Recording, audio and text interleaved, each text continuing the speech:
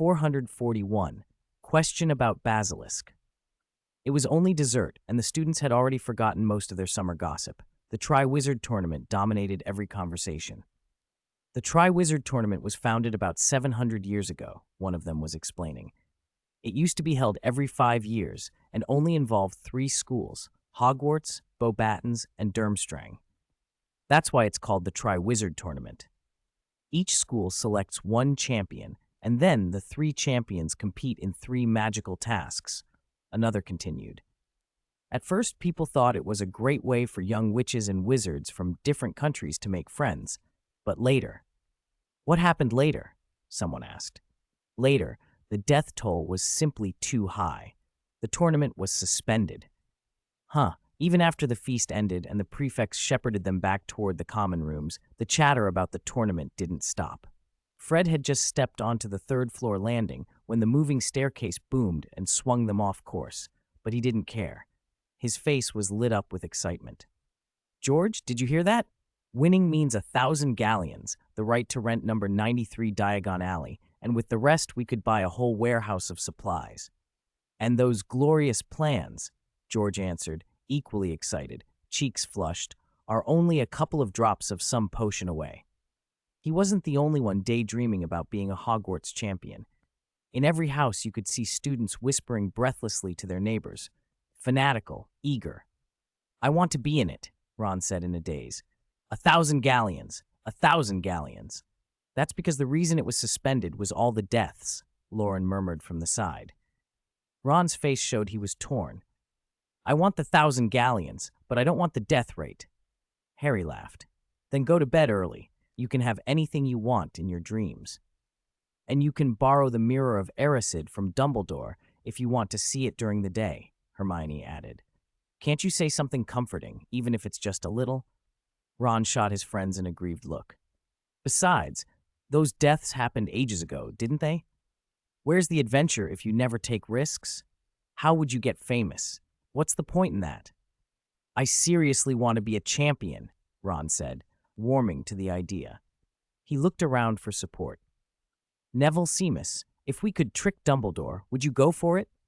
Neville, who had been watching his footing on the stairs, stopped at the question. He thought for a moment before shaking his head. I haven't learned enough. If it had been a year ago, Nana would have pushed me. She always says I should uphold the family honor. But now she... He stopped as the step in front of him vanished. Neville halted mid-stride and smiled in triumph. Seamus and Dean had their heads together, whispering. Their expressions were conspiratorial. Loren and the others edged closer. Did you see his nose and that eye? Seamus murmured, barely able to contain his excitement. He's too weird. He's the weirdest person at Hogwarts. Dean nodded vigorously. There's no one weirder than him at Hogwarts. Something's definitely off. The two looked at each other, determined. The era of Harry Potter and Lauren Morgan is over, Seamus declared. Gryffindor's champion will be Seamus Finnegan and Dean Thomas. Why not Dean Thomas and Seamus Finnegan? Dean asked. It doesn't matter, Seamus said, waving him off. Hermione's quiet voice cut across them. If you're planning to take on the new Professor Moody. What about him? Seamus spat. Last year's Professor Lupin had been kind and respectable, but Moody, he didn't look like someone to be trifled with. Moody's a fearsome Auror, right? He spent his life fighting dark wizards. Half the prisoners in Azkaban probably ended up there because of him. Hermione nodded. Exactly. He's one of Dumbledore's closest friends. Seamus and Dean slumped as if someone had punched the air out of them. Loren glanced at Hermione. You're right, but remember, before Gilderoy Lockhart was exposed, he was a legendary adventurer, a famous author, recipient of the Order of Merlin, 3rd class, an honorary member of the Anti-Dark Arts League, and he even won Witch Weekly's Most Charming Smile 5 times. Hermione chewed on the end of her quill in irritation, but Loren clapped his hands on the two boys' shoulders and laughed. Being suspicious isn't always a bad thing. Seamus and Dean wore determined faces as they climbed the moving staircases, spoke the fat lady's password, squeezed through the portrait hole, and scrambled up the spiral stairs to their dorms. On the 4-poster beds with deep red hangings, a long-handled charcoal brazier had already been set between the blankets. They changed into pajamas and flopped down. The raging storm outside made the warm, candlelit dormitory feel even cozier. Ah! Loren stretched, feeling the ache of a long day's travel. I wish we didn't have classes tomorrow. Ron was already half asleep, murmuring, I still want to enter. Maybe George and Fred can figure out a way to get us in. No one can say for sure, right? No one can say for sure. Harry imagined himself as a champion, lifting the cup. He rolled over and buried his face in his pillow, laughing softly. The storm died down just before dawn, and September 1994 brought a new term to Hogwarts. The morning after the rain, the Great Hall's enchanted ceiling still showed a gloomy, cloud-heavy sky. The students had their timetables and were comparing them over breakfast.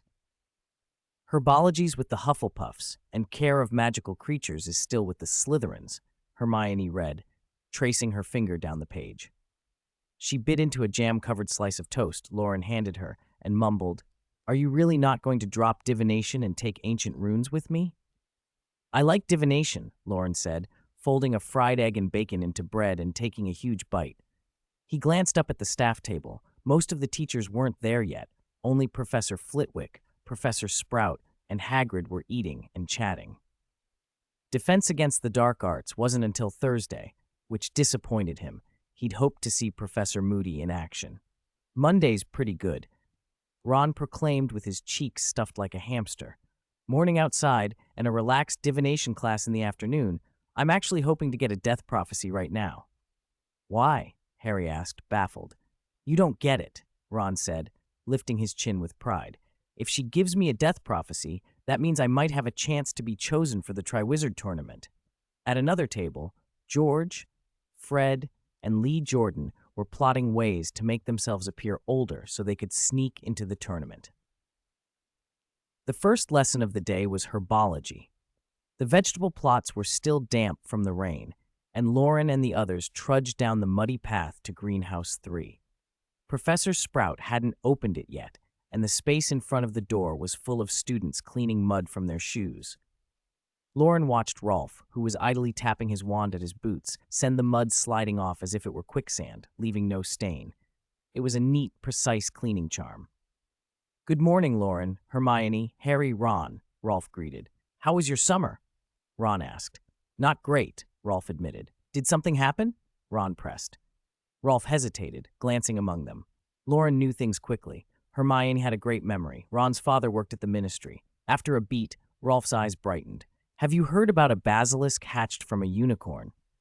442. The mastermind behind the scenes turned out to be Professor McGonagall. Basilisk, unicorn.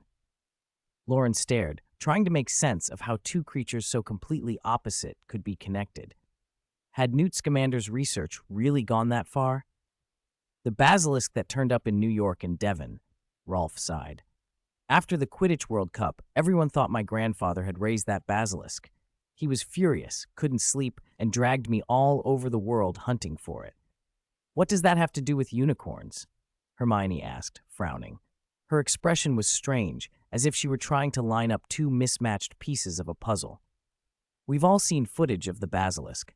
My grandfather thought it might be albino, which would explain its white scales, but yesterday I had a completely different idea. Rolf spoke with sudden gravity, hands waving. It might have been hatched by a unicorn. Loren and Hermione were quiet. Harry and Ron leaned forward, intrigued. Why do you think that? Harry asked. According to the books, basilisks hatch from a rooster's egg incubated by a toad, Rolf said. So their scales usually match a toad's coloring. But this basilisk is that pale gray-white, like a unicorn's coat. Harry pictured the creatures he'd seen and nodded slowly. Still, color alone isn't proof. Lots of animals are white. My Hedwig is too. True, Rolf agreed, his face serious. But look at the magic it used. Both times it showed up, it only petrified people. It didn't have the killing venom basilisk lore talks about. That suggests something in its nature was doused. I think only a unicorn, a symbol of purity, could have purified the basilisk's darker magic. Loren remembered the green magic stored in the deluminator, unused, not destroyed, and felt a small, uncomfortable twinge. That's a bold idea, he said. How did you come up with it? Luna suggested it, Rolf said simply, and it makes a lot of sense to me. They let the conjecture hang between them. Then Loren and the others drifted away from Rolf and headed for the third greenhouse. It was late summer moving into autumn. The plants had been thriving for weeks, leaves full and branches heavy. In the midst of the lush growth, the mandrake beds were conspicuously bare. Whether young or mature, the mandrake's leaves had all been stripped away, an odd sight. A few beds over, Professor Sprout was demonstrating a gruesome specimen. They hardly looked like plants at all, more like large black slugs, shiny and slimy, wriggling up out of the soil. Bulbous nodules dotted their backs as if filled with fluid. Bubotubers, Professor Sprout announced cheerfully. You're going to squeeze them and collect their pus. What? The students shrank back as one. Pus, dear pus. Professor Sprout seemed oblivious to their squeamishness. It's very valuable. Don't waste a drop. Use these bottles and wear dragonhide gloves. Undiluted bubotuber pus will do unusual damage to the skin. Hermione, gloves on, pressed a tuber with deliberate force. Splat! A spray of yellow-green viscous liquid burst out, smelling sharp and almost like gasoline. Hermione's nose wrinkled in disgust, but there was a bright, almost gleeful light in her eyes. The act, repellent as it was, gave her a peculiar satisfaction. She scooped another globule and then, noticing Loren beside her, offered quietly, "Want to try?" Loren shook his head. He preferred to watch. Hermione picked up another tuber and squeezed, and Loren held the bottle to collect the stream. He did so in silence, feeling oddly ambivalent, both repelled and, in a small way, pleased. There was something human about being fascinated by gross tasks, trimming hooves, cleaning carpets, popping pimples. Even Hermione wasn't immune. By the end of class, they had several bottles capped and labeled. Bubotuber pus is excellent for stubborn acne, Professor Sprout said, pleased as she corked the last bottle. This should put a stop to students using dangerous spells to remove pimples. Poor Eloise Midgen, Hannah Abbott murmured. She tried a spell to get rid of her acne, and her nose fell off. Madame Pomfrey put it back on in the end, Professor Sprout said with a headshake. What a silly girl. A deep, resonant bell cut across the damp grounds and class was dismissed. The Hufflepuffs headed back to the castle for Transfiguration, while the Gryffindors moved on to care of magical creatures. Harry and Ron hurried off to see Hagrid, almost running. Loren and Hermione walked more slowly toward Hagrid's hut at the edge of the Forbidden Forest. The class was shared with Slytherin, and on the path they passed not only the Gryffindors they'd just been with, but several Slytherins as well. At 14 and 15, growth spurt had made many of them look taller and a little unfamiliar. Hermione watched the passing Slytherins warily and leaned in to whisper. Parvati said the paper was right. Many of the Slytherin students' parents took part in the protests and ended up at St. Mungo's. They were discharged only a few days before term and fined several hundred galleons. Loren followed her gaze and answered calmly, I know why the ministry fined them. Why? Hermione asked. Did you see the mandrake beds in the greenhouse? Loren asked. Mandrakes? Yes, the beds are bare. All the extras Professor Sprout planted have been used up, he explained. Treating basilisk petrification needs mandrakes. It's not a common herb. Producing that many mandrakes quickly means the school must have grown an emergency supply. It seems Professor McGonagall took advantage of the situation and charged a high price. That would explain why the fines were so steep. Professor McGonagall. Hermione repeated, stunned. It took her a few moments to take it in. Her expression grew thoughtful, uncertain at the notion that McGonagall had profited from the crisis. As they descended the grassy slope, Hagrid came into view, standing outside his hut with Fang at his heels. Several open wooden boxes sat on the ground in front of him. Fang whined and strained against his collar, eager to get closer. Harry and Ron were kneeling beside the boxes, peering in with tight brows. As Loren and Hermione drew near, they heard a faint clicking from inside the boxes, punctuated by the occasional small pop, like tiny controlled explosions. After the rain, the sky had cleared, and the air smelled of wet earth and grass. Droplets trembled on leaves and branches. The cool breeze from the Forbidden Forest brushed their cheeks, slipping through gaps in hair and making noses and earlobes feel damp and chilled. The odd, stuffy smell from the greenhouse was gone, carried off by the wind. Fourth-year Gryffindors and Slytherins stood in the clearing, watching the giant of a professor and the strange wooden crates beside him, eyes flicking between Hagrid and whatever was inside the boxes. "Good morning, children," Hagrid beamed, his bushy beard twitching. "I'm delighted to be your Care of Magical Creatures professor again this year. We'll be getting to know some lovely creatures." "I should have dropped this class," Ron muttered, and instinctively stepped back 2 paces. Harry looked pale. Hermione and Loren exchanged worried looks. Pop! A faint little explosion came from one of the boxes.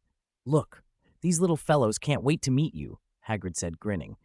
"You won't want to miss this. Blast-ended Scroots." Some of the closer Gryffindors leaned in out of curiosity and promptly recoiled in disgust. Lavender Brown screamed and jumped back. The things in the boxes were like malformed lobsters, grayish-white, slimed, with too many legs and no obvious heads. About 100 of them crawled over one another in each crate, each roughly 6 inches long, their bodies writhing like a nest of maggots.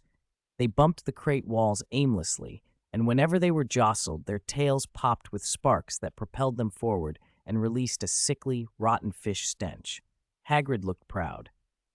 "Took a manticore and 60 fire crabs to breed these little fellows. Freshly hatched. You can raise them yourselves.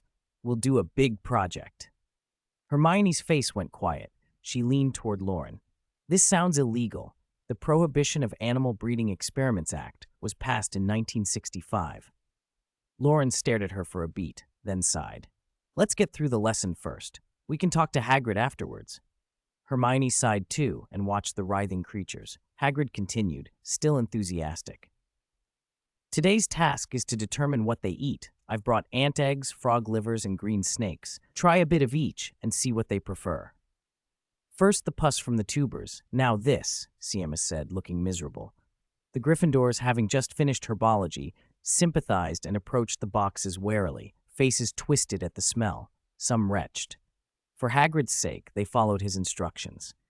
The Slytherins hung back until Draco and Theodore Nott stepped forward. They scooped handfuls of slimy frog liver and dropped it into the crates. Hermione felt goosebumps. She did not want to touch the things, so she watched Loren instead. He picked up a thin stick and prodded the soft flesh of one Scroot. Its tail popped with a small explosion, filling the clearing with that awful fishy stink and knocking the creature forward a few inches. They seemed to have inherited the explosive tail from the fire crabs, while the rest of their bodies leaned toward manticore features. Loren wrinkled his nose. The smell was so foul, even green onions, ginger, and garlic wouldn't mask it. Inedible. These hybrids seemed to act on raw instinct rather than intelligence. Unlike other magical beasts that could at least express simple emotions, these Scroots gave off only low-level states, calm or irritability. Loren managed to steady them by rubbing the stick on a blade of grass and then flipping a few of them over. Not all the Scroots were identical. Some had spikes on their bellies. Others had organs like octopus suckers. Loren initially thought those might be sexual organs, males with spikes, females with suckers, but testing disproved that. When offered a green snake, the spike-bearing Scroots pierced and writhed as if sucking, like bloodsuckers. The sucker-bearing ones latched on and seemed to devour frog liver. Those were feeding apparatuses, not reproductive parts. Chaos descended on the class. Students screamed as one Scroot's tail popped too close. Dean had a burnt spot on his hand, and Lavender had been stung by a Scroot's belly spikes. The creatures appeared to have no visible mouths. Feeding seemed to be accomplished by those strange appendages. When the bell finally rang, the students fled the clearing in a stampede toward the castle, desperate for showers. Draco dropped the frog liver, took a few steps away from the box, and, pale, dabbed the slime off his hands with a handkerchief. Hagrid stood nearby. "What's the point of raising things like this?" Draco said coldly. "No one'd want them as pets. They explode and sting people." Hagrid blinked, hurt and flustered, and then managed, "This lesson's over. Maybe we'll find their purpose next time." Draco tossed his handkerchief to Goyle and stalked off. "Don't mind him, Hagrid," Harry said, glancing into the crate. Despite himself, he tried to defend Hagrid. "Just because they don't look pretty doesn't mean they're useless." "Exactly," Ron echoed. "Take dragons, ugly, but dragon blood has 13 magical uses." Hagrid smiled through his beard. Harry and Ron smiled back, though their hands still stung. Hermione walked up slowly and looked at Hagrid's face. Hagrid, please, no more blast-ended scroots next lesson, she said. Hagrid's face fell into something like a hurt expression. But Harry said not everything pretty's useless. I was trying to figure out what they eat. Harry and Ron nodded as if in support. By the time you figure it out, they'll be 6 feet long, Loren said bluntly, dropping his stick and clapping his hands once. And then the Ministry will have all the evidence they need. If you can't pay the fine, we'll only get to visit you in Azkaban. Harry and Ron stared at the wriggling creatures with new unease. Hermione's voice took on a lecturing firmness that sounded a lot like Professor McGonagall. Hagrid, you're no longer an inexperienced care of magical creatures teacher.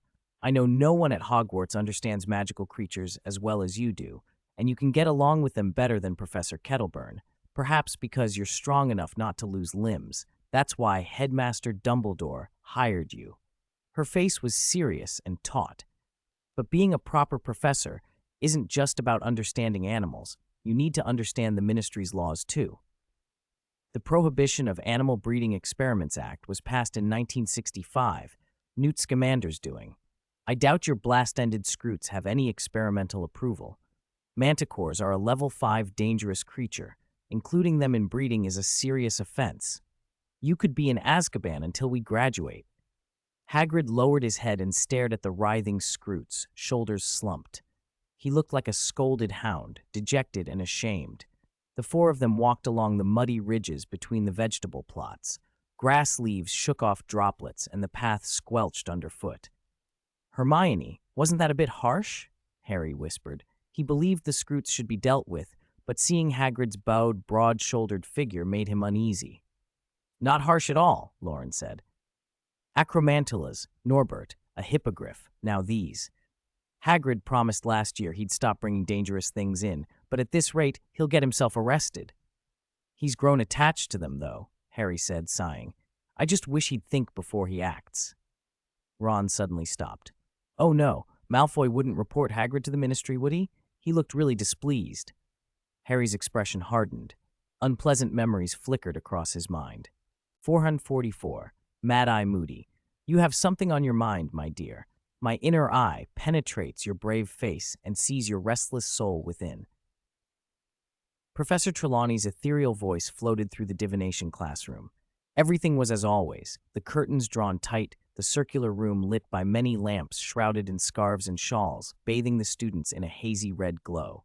Spices smoldered on the hearth, smoke curling up with a rich, cloying scent that made breathing feel heavy. Beside a familiar round table, the thin-shawled Professor Trelawney stood directly in front of Harry, her gaze fixed on him and full of grim sympathy. I see hard days ahead of you, very difficult. What you most fear will come, perhaps sooner than you imagine. Ron sat beside him, eyes shining with excitement. The prophecy, at last. Harry rolled his eyes and kept his face blank, watching the strings of beads, necklaces and bracelets that clinked and sparkled at every tiny motion. He couldn't understand why, with a room full of students, Trelawney had singled him out. He almost said that she should take Ron next. Ron would love a death prophecy of his own. Across the table, Loren leafed through this term's divination textbook, while Neville poked at it, glancing at Harry from the corner of his eye. After Hermione had dropped divination, Harry's partners had changed a few times. It had finally settled on the thinner, steadier Neville. Loren's book was full of star charts and long, improbable connections between omens and events. Trelawney, still in her trance, sighed. My dear, I regret to tell you that your worries are not unfounded. Harry said nothing. When she didn't get a reply, she turned and drifted past them, her ornaments chiming, and took up her place in the large wing-backed chair on the dais by the hearth. My dears, let us study the stars, she announced.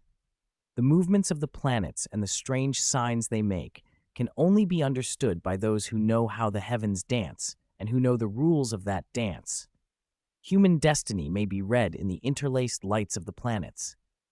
Trelawney's phrases washed over them, the room thick with incense. Before long, most of the students were drifting off. Harry shook himself and glanced sideways. Ron's head bobbed up and down like a sleepy chicken. Harry nudged Loren, intending to whisper about whether Malfoy would report Hagrid. Loren kept his eyes glued to his book. Neville blinked at Harry, puzzled. Around him, his companions were more asleep than awake. What kind of teammates are these? None of them reliable. Harry Potter! Trelawney's voice came from behind. He started, saw that she had turned toward them, and was staring as if she'd seen something dreadful. He sat up straight. My dear, when you were born, you were clearly under the ominous influence of Saturn. Her tone carried a faint rebuke. Harry hadn't been paying attention. Saturn, my dear Saturn! Under what? Harry asked. Saturn. She peered at him, then at his black hair and slim frame. Saturn was dominant in the sky at your birth. Your black hair, your slight build, and the loss of your parents in infancy. I can say with certainty, my dear, you were born in winter, weren't you? No, my birthday's in July. A suppressed chuckle rippled through the classroom. Trelawney's face went stiff. She cleared her throat as if nothing had happened. Divination is not like charms. Everything that can be taught by explanation, I have taught you. For the rest, you must calculate the positions of the planets at your birth from the charts in your texts. She turned back to the hearth and resumed her trance. Then, suddenly, she spun around. Homework, she wailed. Using the birth charts provided, analyze in detail the effect of planetary movement on you next month. Hand it in next Monday. No excuses. The students exchanged glances. Calculating planetary positions was tedious. Formulas, parameters, angles, and timings, plus the prediction work. It meant a lot of weekend homework. Seamus and Dean grumbled that Trelawney was taking revenge for being made to look foolish, but Harry felt sure it was their laughter that had riled her. Trelawney sat in her inner world silence until the bell. The students tiptoed out, grateful for the blast of cool corridor air. Harry shook the parchment in his hand. I calculated there were 2 Neptunes when I was born. That can't be right, can it? Oh, well, Ron mimicked Trelawney's hushed, portentous voice. When 2 Neptunes appear in the sky, it surely foretells the birth of a little person who wears glasses, Harry. Seamus and Dean, following behind, chuckled. Loren smiled too. Dinner in the Great Hall felt louder by contrast. Conversations about the first day's classes buzzed all around, especially among 6th years who had just had Mad-Eye Moody for Defense Against the Dark Arts. Bits of excited chatter floated over from the Gryffindor table.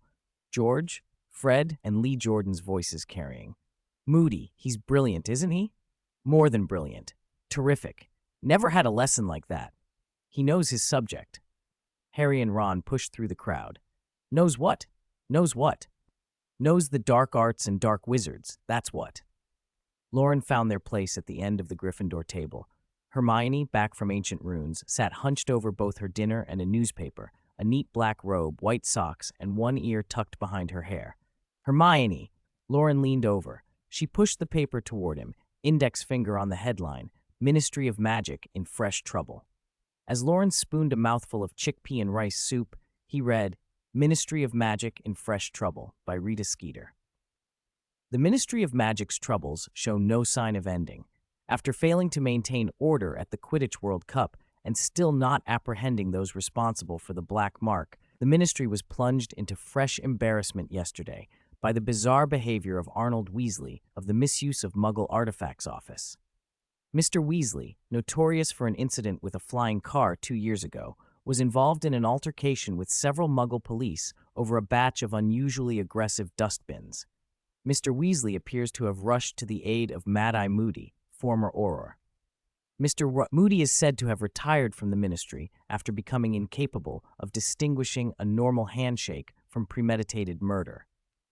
When Mr. Weasley arrived at Mr. Moody's heavily guarded residence, he found that Mr. Moody had once again caused a false alarm. Mr. Weasley allegedly modified the memories of several officers to avoid further trouble. When asked by a Daily Prophet reporter why he involved the Ministry, Mr. Weasley refused to comment. Loren swallowed and looked up. Although the article is suggestive, Mr. Weasley's conduct seems beyond reproach, he said. The focus is not Weasley, Hermione countered. It's Moody, or rather, Professor Moody. What do you mean? I met Mr. Moody with Dumbledore once. We were together only briefly, but he wasn't as the newspapers make him. He was sharp, and he was helping the Ministry with cases then. Hermione thought for a moment. Also, he was late to yesterday's feast. It can't be as simple as him making a fuss over dustbins. Loren gave her a look. If she kept poking around like this, She might expose the fake Moody's disguise before anyone else did. He needed to talk to Dumbledore soon. The table talk faded into the background as soup dwindled on his plate. Then a commotion broke out. Draco Malfoy and Harry were arguing loudly. "Who do you think you're insulting? The House of Malfoy? Then shut your stinking mouth." They glared at each other, tension rising. Draco's face flushed. His hand shook as he tightened his grip on his wand. There was a sudden sharp crack, a loud bang, and the doors burst open. "Oh, none of that, lad!" Mad-Eye Moody had kicked the doors and strode in, his metal eye whirring. He flicked his wand, and a faint grayish spell shot straight toward Draco. Harry and Draco were so close that Harry could see the spell leave the tip and knew exactly where it was headed. Without thinking, Harry drew his wand. Expelliarmus! A thick, crimson jet of magic exploded from Harry's wand and slammed into the pale spell. The two magics collided and pushed each other back, each inch contested, until the crimson light thinned and dispersed. Ron stared at Harry, stunned. He didn't understand why Harry would defend Malfoy, much less oppose a professor. Moody limped forward across the hall, each step echoing. His magical eye spun and finally fixed on Harry. A grim smile creased his face. "I don't believe this evil." Moody raised his wand and sent a massive transfiguration spell hurtling toward them like a striking python, its arc wide enough to engulf both Harry and Draco. "Sorry, Professor Moody." Loren stepped between them, wrist pressed down, wand rising. "Casting spells is forbidden in the corridors in the Great Hall," he said sharply. Instantly, a far greater force bore down on the scene. Harry felt the Expelliarmus he had cast yanked away, drawn upward toward the enchanted ceiling of the hall. Moody's Transfiguration bolt was swept off course as well. The two spells met the hall's protective magic, were twisted, and the air around them trembled with the impact. Everyone held their breath. The result was chaos. One by one, owls in the hall reacted. Several were knocked off perches by the stray Expelliarmus, and the rest were caught in the diverted Transfiguration. Before the students' astonished eyes, the remaining owls turned into white ferrets and tumbled down, scattering across the tables and sending soup splashing everywhere. "Transfiguration!" Hermione cried, outraged more than surprised. "Hogwarts. A history says Principal Dippet forbade using Transfiguration as punishment 70 years ago." A terrible silence fell over the Great Hall. "Professor Moody." Professor McGonagall hurried in from outside the Great Hall, a stack of books in her arms. "Alastair," she said breathlessly as she took in the scene. Moody calmly put his wand away. "What are you doing?" McGonagall followed the scurrying ferrets with her eyes. "I was going to teach a lesson to a coward who tried to attack people from behind," Moody grunted, digging into his coat for a hip flask. He took a long swallow, and as his sleeve rode up, the edge of his wooden prosthetic leg showed, carved into a hooked shape. "But two brave young wizards wanted to challenge me, so I tested their standard." "A lesson?" McGonagall set her books more carefully and fixed the ferrets with a stern look. Her voice went cold. "Alastair, we do not use Transfiguration as punishment. Professor Dumbledore made that clear." "He probably mentioned it," Moody said. He slid the flask away and scratched his chin. "Still, some people need a bit of a scare." "We can give detentions, Alastair. Or I can report this to the headmaster." "I'll do that next time," Moody answered offhandedly. McGonagall's frown deepened. With a flick of her wand, she turned the transfigured ferrets back into owls. "Spells cast in the Great Hall, professors and students confronting one another openly. This is intolerable. I'll be reporting it to Dumbledore, and you'll be reminded of your responsibilities." She softened her tone and looked at the students gathered nearby. "Who participated? I need everyone involved to come with me to the headmaster's office and explain what happened."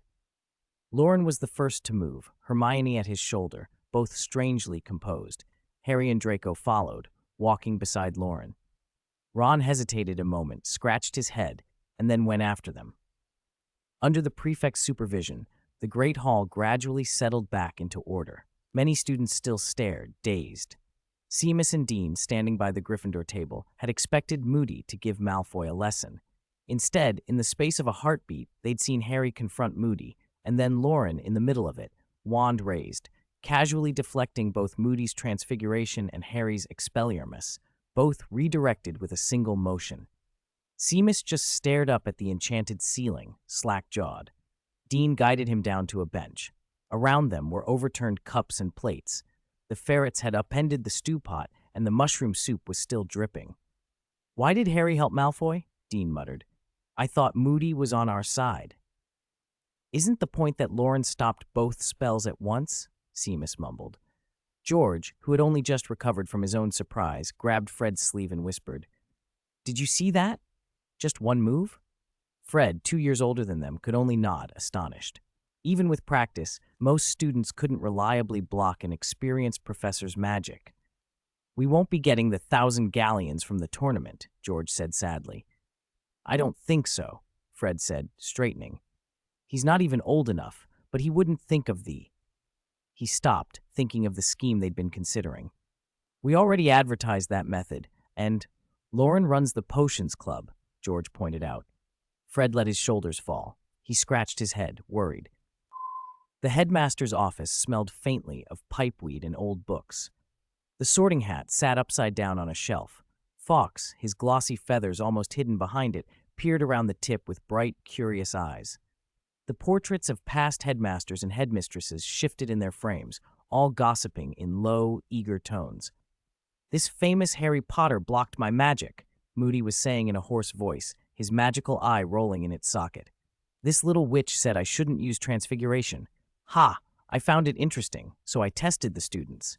This little witch—" Dumbledore paused mid-sip, his smile unchanging, but his clear blue eyes behind his half-moon spectacles studying the room. Loren sniffed his cup, sipped, and a small smile tugged at his lips. He'd chosen this seat on purpose. There was a faint, familiar tang in the air, knot grass and flower tree, a touch of bicorn horn, nothing too strong. But the unmistakable note of lacewing flies boiled for weeks was there. Polyjuice potion. Hermione glanced at Loren and then at Dumbledore. She had the uneasy sense that their expressions were oddly alike. Moody's remark had been odd too. Why call her this little witch as if he didn't know her name? They had met before, at the ministry. "Miss Granger is right," McGonagall snapped. "Mr. Moody, you're a professor now, not an auror.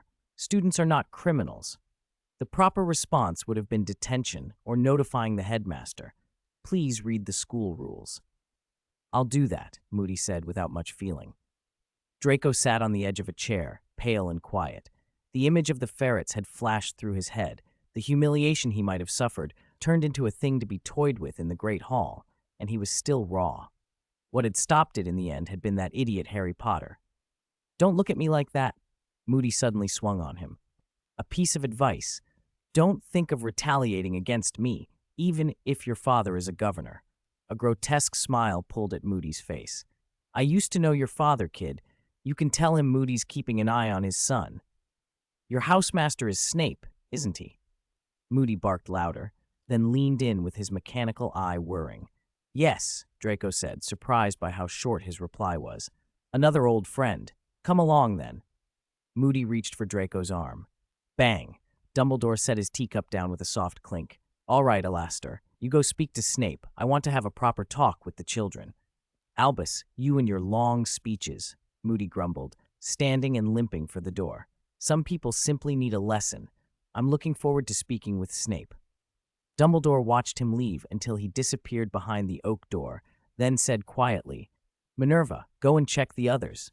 Make sure they don't start fighting." "I don't think they will," McGonagall began, then rose and followed him out. The departure of the two professors seemed to lift a weight from the room. Fawkes hopped out from behind the sorting hat and alighted on his perch, eyeing everyone with interest. The portraits resumed their excited murmuring. Dumbledore blinked. Would anyone like some pumpkin juice? Something sweet might be preferable to black tea right now. Before anyone could answer, the tea in their cups slid down and sweet pumpkin juice filled them. Harry took his cup with a question in his eyes. "Professor, will we be getting detention?" Well," Dumbledore said. "Professor Moody has given his version. Now I'd like to hear yours, how the conflict began." Harry, Ron, and Draco all went a little pale. They stammered through their accounts, none of them able to put it together coherently. Harry and Ron started by accusing Moody. Then they had found Draco and questioned him about whether he intended to report Hagrid. Draco saw an opportunity to threaten them. Ron snapped back. Draco hinted at stories from the Daily Prophet. Tempers flared, insults were traded, and things escalated. Mothers were dragged in, accusations were hurled, and before long, the whole thing had spiraled. That's how it happened, Ron finished, dropping his head in embarrassment. Honestly. Ah, the vigor of youth, Dumbledore said, nodding as if moved. He smiled at them and allowed himself a little reminiscence.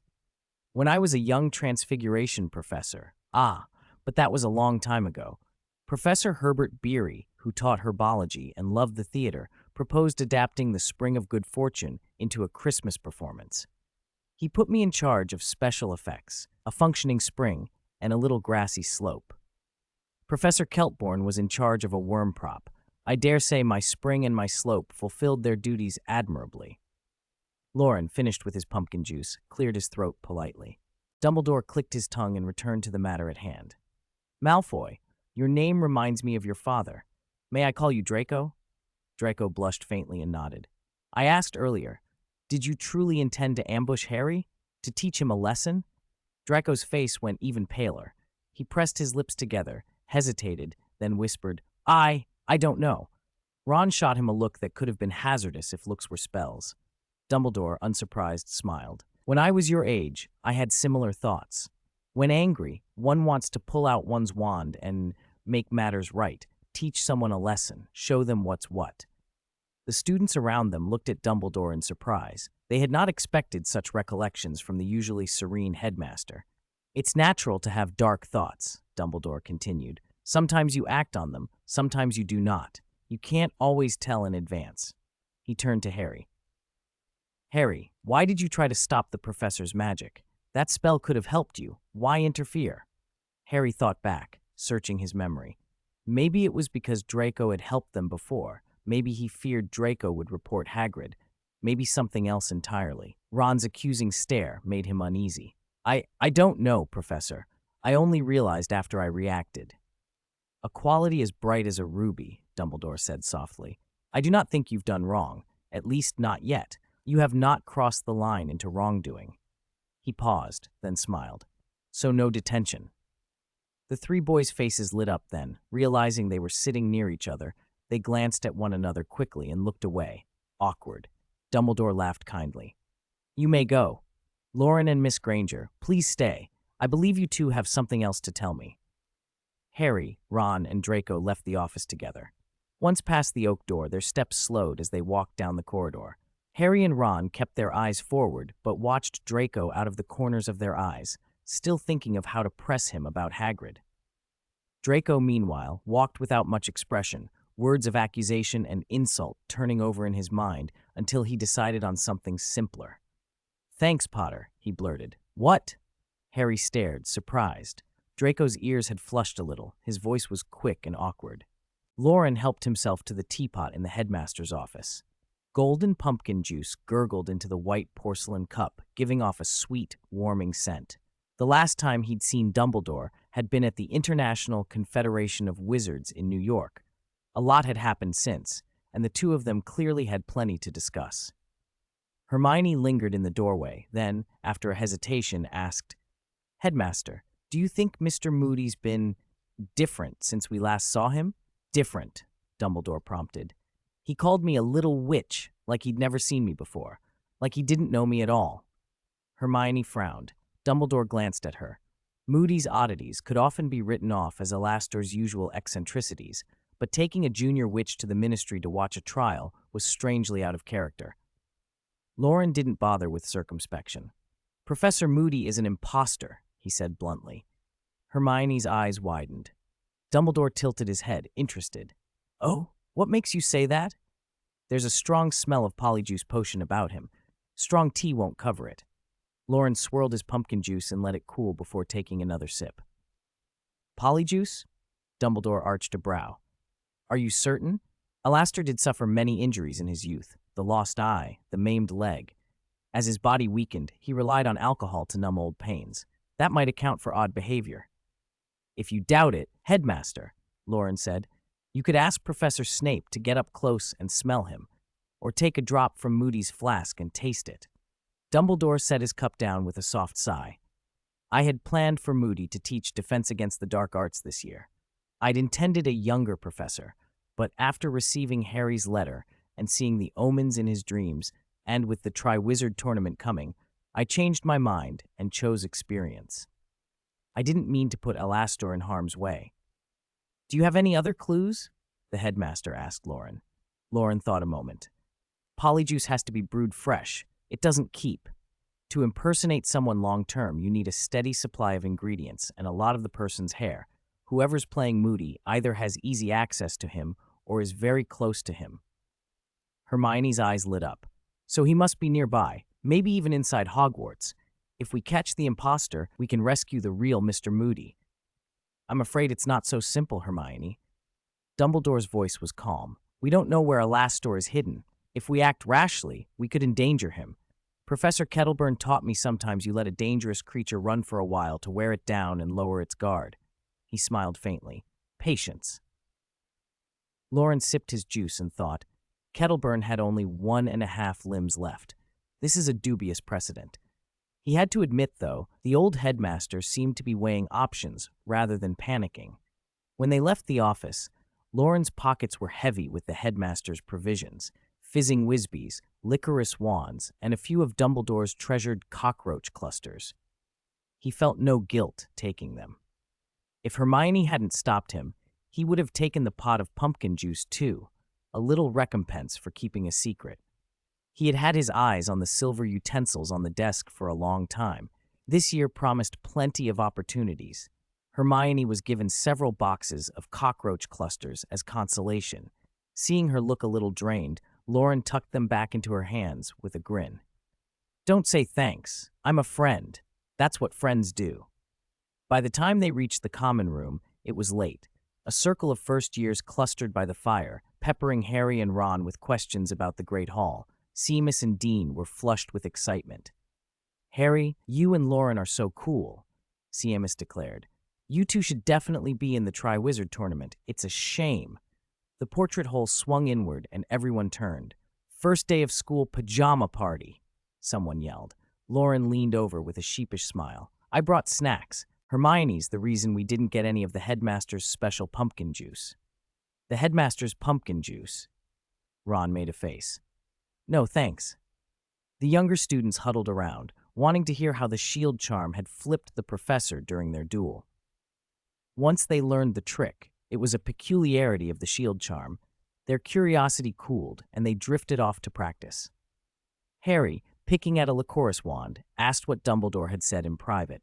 Loren, munching contentedly, answered, He wants us to teach you occlumency. Occlumency?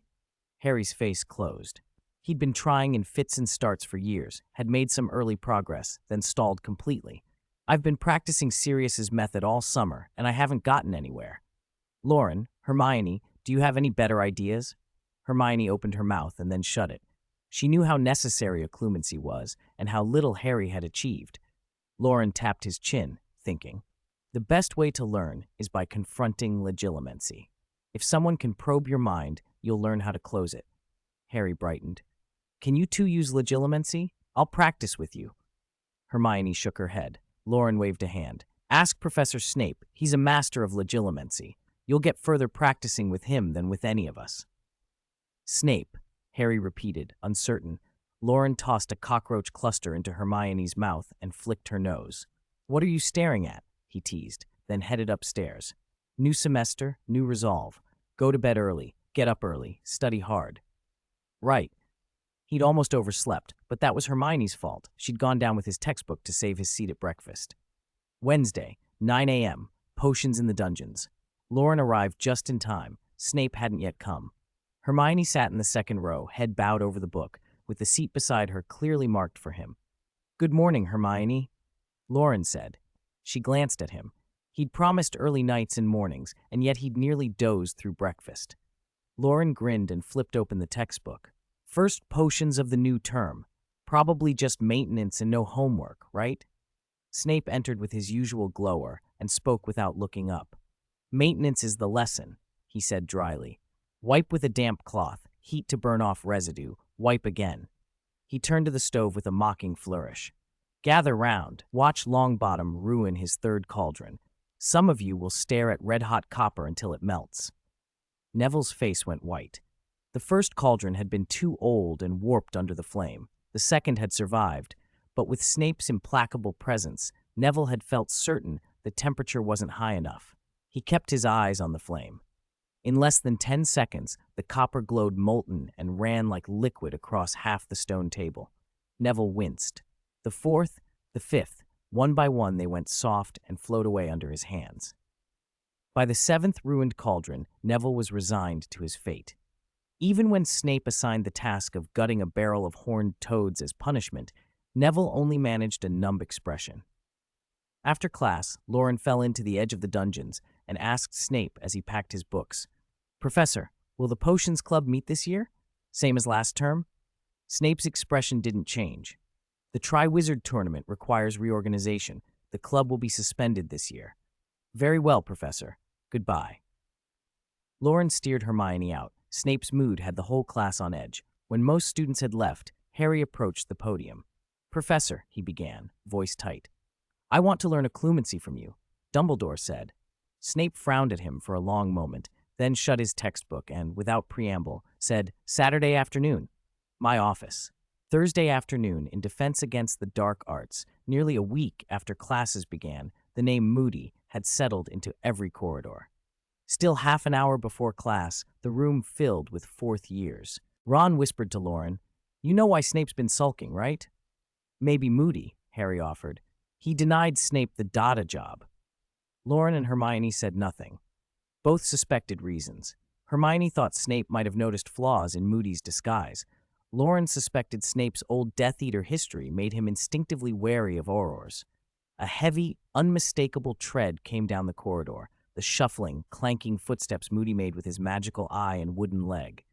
The students quieted instinctively. He limped in, his scarred face and long, grizzled hair making him look more monstrous than ever. "Put those things away," Moody grunted, gesturing at their notes. "You won't be needing textbooks." He came to the podium, Kane supporting him, and began the roll call. His normal eye read from the parchment while the magical eye whirred, scanning the class. When it swept past Loren's group, the imposter's lips split into an odd, twisted smile, worse than any normal grin. "I've met some of you already," he croaked. "You've impressed me. Potter, your Expelliarmus was effective, and you, Loren Morgan, that use of the shield charm was first-rate. If you're thinking of becoming an Auror, I'll write you letters of recommendation." 447. Defense against the Dark Arts. "All right." Professor Moody's grin hardened into a scowl. "Self-introduction, then. Alastair Moody, former Auror, displeased with the Ministry, your new Defense Against the Dark Arts teacher. I'm here because Professor Dumbledore asked me to teach. That's it. Nothing more. Any questions?" His hard, roving gaze swept the students. He forced a smile. "I received a letter from Professor Lupin outlining the course. Apparently, you've already learned a good deal about dealing with dark creatures. Boggarts, red caps, hinky punks, grindylows, kappas, werewolves, correct?" Murmurs of agreement rippled through the classroom. "But when it comes to charms, you haven't learned nearly enough," Moody said, clapping his scarred hands. "Charms come in many forms, and their effects vary. You're not yet in your 6th year, so theoretically, I shouldn't show you what illegal dark charms look like. The Ministry says I should stick to counter charms. In my view, the sooner you know what you're up against, the better. If you've never seen something, how can you hope to defend yourself against it? When a wizard is about to use an illegal charm on you, he won't announce his intentions. He won't be fair or polite about it. For defense, I always favor practice, so I intend to give you a taste of what happens among wizards. You must be prepared. Stay vigilant, and while I'm talking, you'd best put that thing away, Miss Brown." Moody's magical eye whirred and fixed on Lavender, who flushed scarlet and hurriedly shoved a divination chart back under her desk. The eye stayed on her as he continued, then swung to the front of the room. "First, can anyone tell me how many unforgivable curses there are?" The question startled the class. No hands went up for several heartbeats. Hermione hesitated, then answered, 3, sir." Moody wrote "unforgivable" on the blackboard and nodded approvingly. "Then why are they called that?" "Because they're unforgivable. Using any one of them will send you straight to Azkaban. Correct. A piece of chalk tapped the board.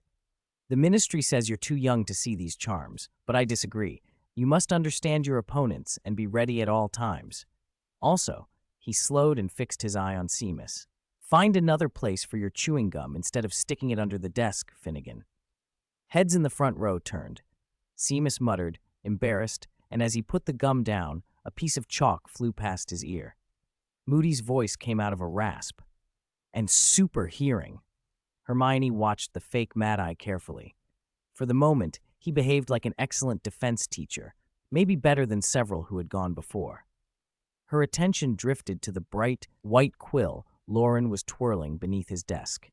The quill's snowy shaft caught the light. It distracted her.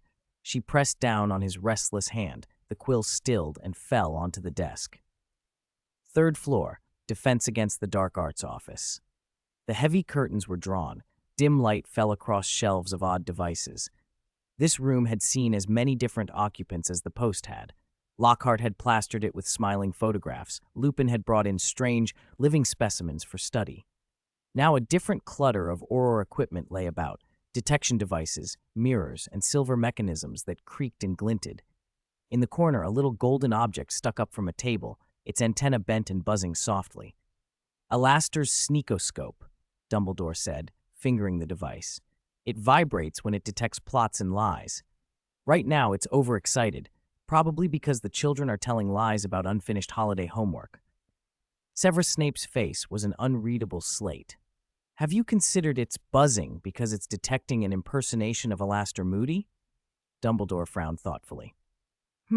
A good point, Severus. I suppose that is a possibility. Have you found proof that someone has been using Polyjuice Potion? Though Morgan is lazy and careless and tends to do things in his own slow way, Snape said flatly, he has an excellent mentor. Dumbledore glanced at him. Snape's tone was curiously approving. Polyjuice Potion is a classic brew. He spied on my stores that night. He disguised himself well, but his magical eye kept staring at the piece of African tree snakeskin. Snape's judgment was blunt. He's been watching your supplies. He's planning a polyjuice. Dumbledore's brow creased as he walked among the furnishings, aware of alarm charms and trying to determine how best to investigate the room without tripping them. On one wall hung something like a mirror, though it reflected not the room, but many dark, indistinct figures moving about. One of those figures pressed its face to the glass. The features were warped and unclear except for the eyes, completely white, pupilless. Snape's mouth tightened. A demon-revealing mirror. I haven't seen one in years. His voice was low. Dumbledore gave a small smile. Alastor once told me that if you can clearly see those pale whites, you're in true trouble. That's when we need to open the trunk. His eyes moved to the deepest corner of the office. Under the window stood a conspicuous wooden trunk painted with white crescent moons and willow branches, set with 7 keyholes in a row. Dumbledore approached it, waved his wand at the locks. Alohomora. Snape's brow lifted. Those keyholes were protected with anti-Alohomora wards. Even a distracted student would notice they shouldn't open so easily. Sparks flew from Dumbledore's wand, and to Snape's surprise, the first lock clicked open. Well, Dumbledore said, glancing at him, our luck holds. Snape regarded him with a calculating stare. Dumbledore lifted the lid. The first compartment held stacks of charms books. He closed and opened the second lock. Broken sneakoscopes, parchment, quills, and a silver invisibility cloak. One by one, he unlocked the 3rd, 4th, 5th, and 6th. Each time the trunk revealed different items. Finally, he opened the 7th lock and lifted the lid. At the bottom, there was a square, deep pit like an underground cubbyhole. A man lay half reclining on the floor 3 meters down, dressed in white pajamas. He blinked up at the sudden light, shielding his one good eye. The other socket was empty and dark. Alastor, Dumbledore said quietly, are you all right? The man tried to smile through his fatigue and said raggedly, I'm sorry, Albus, I've caused you trouble. Back at his desk, Moody held a small spider in the hollow of his scarred palm and swung it until its silk snapped and it tumbled onto the wood. The spider began to dance. At first, the student smiled, then the creature tore off 2 of its own segmented legs. The room chilled. This is the Imperius, Moody said softly, waving his wand. A charmed creature is completely under my control. He let his eyes travel lazily over them. I can make it jump through the window, drown itself, crawl down one of your classmates' throats. Silence fell. Many years ago, he went on, many evil wizards claimed they obeyed you-know-who because they were Imperiist. Moody gave a bitter sniff. The problem was, the ministry couldn't tell who was acting under compulsion and who was choosing to serve. Plenty escaped justice because of that. He struggled to his feet on a prosthetic leg and picked up the spider, tossing it back into a glass jar. Anyone know another unforgivable? Neville raised his hand slowly. The Cruciatus curse, sir. Crucio. Moody's magical eye zoomed in. Longbottom. Very good. He picked up another spider, enlarged it with an engorgement charm so everyone could see, then pointed his wand and murmured, Crucio. The spider's legs drew tight against its body. The whole form convulsed in horrific spasms. It had no voice, but every student fancied they could hear a thin, hissing scream. Neville's face drained. The old memories he'd tried to bury crawled back. For a moment his eyes went glassy, as if his consciousness had slipped away from him. Across the classroom, Neville's fists clenched white on the desk. The spider writhed as though it wanted to tear itself apart, pierced by pain, crushed and burning all at once. Moody tossed the twitching spider back into its jar. Its legs relaxed, yet still twitched. Extreme pain, Moody said quietly.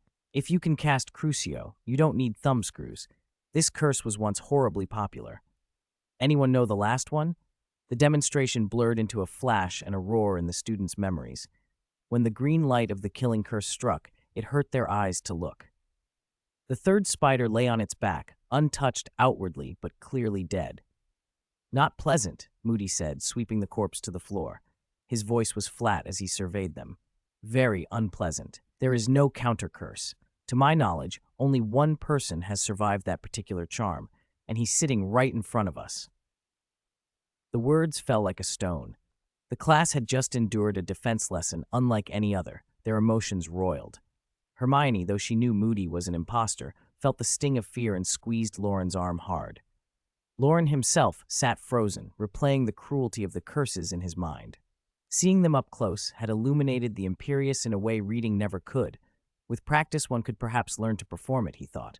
But Crucio and Avada Kedavra required intent, to torture, to kill. That was different. Moody gave a dry little laugh. Avada Kedavra takes powerful magic. You lot can try it if you like. Point your wands at me and cast. I suspect I'd only get a nosebleed at most. Loren in the front row, curiosity overcoming caution, picked up his wand and pointed it at the professor. Moody's eyelid twitched. His voice quickened. So, since there's no counter-curse, I show you these so you understand the worst you can face. Constant vigilance, he barked, and the shout snapped the classroom into stunned silence. Master of pretending to be confused. Master of pretending to be confused. For the rest of the lesson, the students busied themselves taking notes and recording the 3 unforgivable curses. The classroom stayed quiet until the bell rang. As soon as the pupils spilled out, conversation broke out like a flood. Did you see the spider twitch? He killed that thing in one go, easier than drinking water. Colorful light from the stained glass windows streamed along the corridor walls. Loren, Hermione, Harry, and Ron walked down the spiral staircase, talking about the first fourth-year defense against the dark arts class. This new professor is great, Ron said, excited. He's a bit mad, sure, and it's terrifying to be in the same room, but he's faced the real thing before. Harry's expression was tight. Everyone else seemed to have enjoyed the spectacle, but he hadn't found it particularly entertaining, especially the Avada Kedavra demonstration. They're called unforgivable curses for a reason, Hermione protested, bristling like a small lioness. To demonstrate them in class, did you see Neville's face? Shh. Loren put a finger to Hermione's lips and pointed down the corridor. Neville's right there. Neville stood by himself, staring at the design in a stained glass window. A witch draped in silk holding a skull-topped staff, her face so compassionate it seemed she might start to cry. Neville? Hermione called softly. Before he could answer, a heavy, uneven step sounded behind them. Professor Moody limped toward them. You all right, lad? His voice, though hoarse, was softer than it had been in class. "Come on to my office. Have a cup of tea with me. Come on, Longbottom. I've a few books there you might like." Neville looked flustered but couldn't refuse. Moody put a rough, large hand on his shoulder and steered him away. "What's he up to?" Harry asked. "I don't know." Hermione watched them go, worried.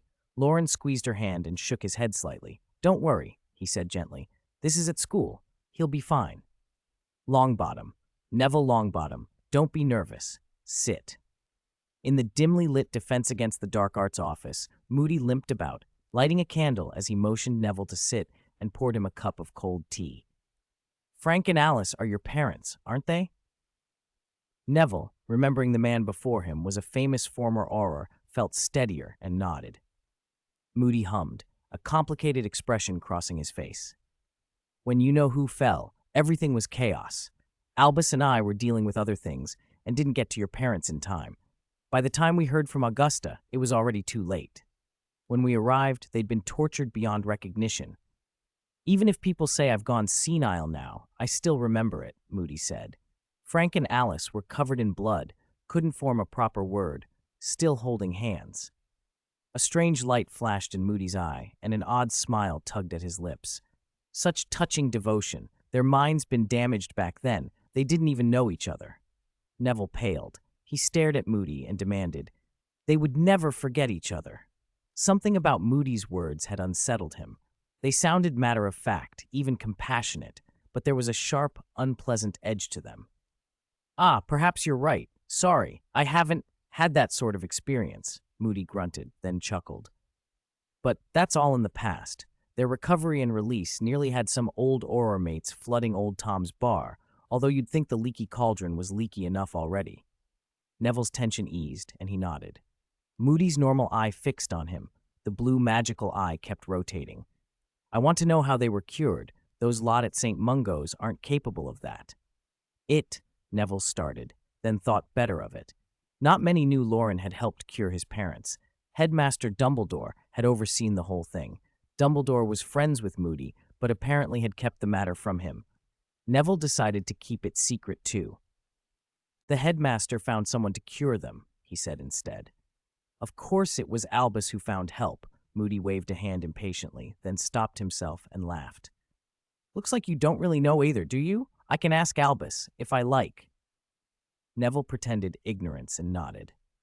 Moody suddenly roared, his magical eye swinging back to him. "Minerva and Phileas say you've changed. You've done better than your father, lad. Show some Longbottom spirit."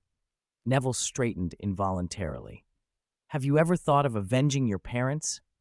Moody waved his hand as if impatient with the hesitation. "Do you know who hurt them?" "Bellatrix Lestrange," Neville said softly. "That's one of them," Moody said with a wild grin. "But there's another, Barty Crouch Jr. Remember that name?" Neville had heard of him. "Wasn't he tried and sent to Azkaban? My father said he died there. Just keep the name in mind." Moody's blue eye stared him in the face. "Wasn't my class a bit intense? Scared you, little fellow?" He pulled a drawer open and took out a thick book. "For Alice's sake, I think you'll like this." By the candlelight, Neville read the title, Mediterranean Magical Aquatic Plants and Their Properties. Moody said, "Pomona said you're good at herbology and like tending plants." His grin widened. In the dimness, Neville thought he saw his mouth twist. "All right, go on back." Moody leaned into the shadows and, in a rough, muffled voice, added, "My classes will be more outrageous. Get some spirit, Longbottom." A flutter of panic rose in Neville. Clutching the book, he nodded and hurried out. The older boy's physique had gotten a little sturdier over the years. As he ran, his robes twitched, snuffing the candle. The office fell into the old silence. The wooden door clicked on its frame and the lock snapped shut. Moody leaned back in his chair, then stood and walked briskly to a wooden box by the wall. His wide robes hung empty over his thin frame. No light reached the room, but his hands moved easily as he unlocked successive latches, pulled out an unopened potion bottle from the fifth layer, and finally opened a hidden compartment. He paused at the sight of the tired old man below. Whether it was an illusion or not, the prisoner seemed somehow livelier than before. There would be time enough. He wouldn't be lively for long. Moody shook the small potion bottle, a distorted smile passing over his face, and quietly slipped down into the wooden box's secret dungeon. At the Gryffindor common room entrance, Neville chatted briefly with the fat lady and gave the password. Crookshanks, having returned from outside, shot in so fast he left an afterimage. A wisp of grayish-white cat hair drifted down, and Neville let his thoughts wander. If Crookshanks was Ginger and Madame Norris a mottled yellow, black, and white, why did Mr. Filch always single out Gryffindors? He went into the common room in a daze and found Crookshanks padding toward the window seat where his owner was sitting. Neville sat down and opened the thick book. Unfogging the Future, Professor Trelawney's subject, seemed to hold nothing but mist. Harry and Ron stared at scraps of parchment covered in numbers and symbols, their expressions blank as if all thoughts had been replaced by the smoke coming from Trelawney's kettle. Only when Crookshanks leapt onto the table, sat down with his front paws tucked, and spread himself over a long line of formulas did Harry and Ron snap out of it. "What on earth does this mean? I've got no idea," Harry said in despair. Ron scratched Crookshanks' chin and intoned, "Magic Kitty, tell me, on my birthday, was Uranus to the north or south?" "Mine too." Harry leaned in. Crookshanks narrowed his eyes and gave them a look of utter disdain, the same expression Hermione wore when she caught them making up divination homework. Loren laughed and, leaning over, poked Hermione's cheek. "Magic Kitty, tell me, am I in danger of burns next month or falling injuries?" "You'll be in danger of being hit by me," Hermione said faintly. "Loren, you've already written next month's fortune?" Harry said in surprise. "How'd you figure out your birth chart? We've not even sorted out the formulas." "I didn't calculate it," Loren blinked. "I borrowed the astrological atlas for the year from the library. You just look it up by birthday." "Why didn't you tell us about that sooner?" Harry and Ron cried in unison, offended and indignant. "You didn't ask," Loren replied, innocently feigning surprise. "When you came back, you were already bent over the formulas. I thought you planned to work them out yourselves." It was deliberate. He'd been waiting to watch the show. Harry and Ron glared at him. "Your birthdays are in 1980, right?" Loren said smoothly. "There are only 3 astrological atlases for 1980. Madame Pince said 2 of them are already out on loan." Hermione got goosebumps from the theatrical tone, but she just watched. Harry swallowed his annoyance and forced a smile. "Loren, you know we're close roommates. The astrology book. Here." Loren shrugged, trying not to laugh as he handed over the thick volume. "March 1st and July 31st, right? I've already folded the pages for both your birthdays. Just copy them." "Loren, we love you," the two cheered, all ill feelings forgotten as they happily peered into the book. Loren scooped Crookshanks up and kneaded the soft scruff behind the cat's neck, clearly enjoying himself. "Sk, what a bad personality," Hermione muttered. "You're enjoying it too, so you're bad as well," Loren shot back. Hermione didn't reply further. Arguing would only lead to a never-ending exchange, and she'd usually end up losing. Loren wasn't quite satisfied with winning yet. He casually tossed Crookshanks aside and leaned over her notes. "What are you writing?"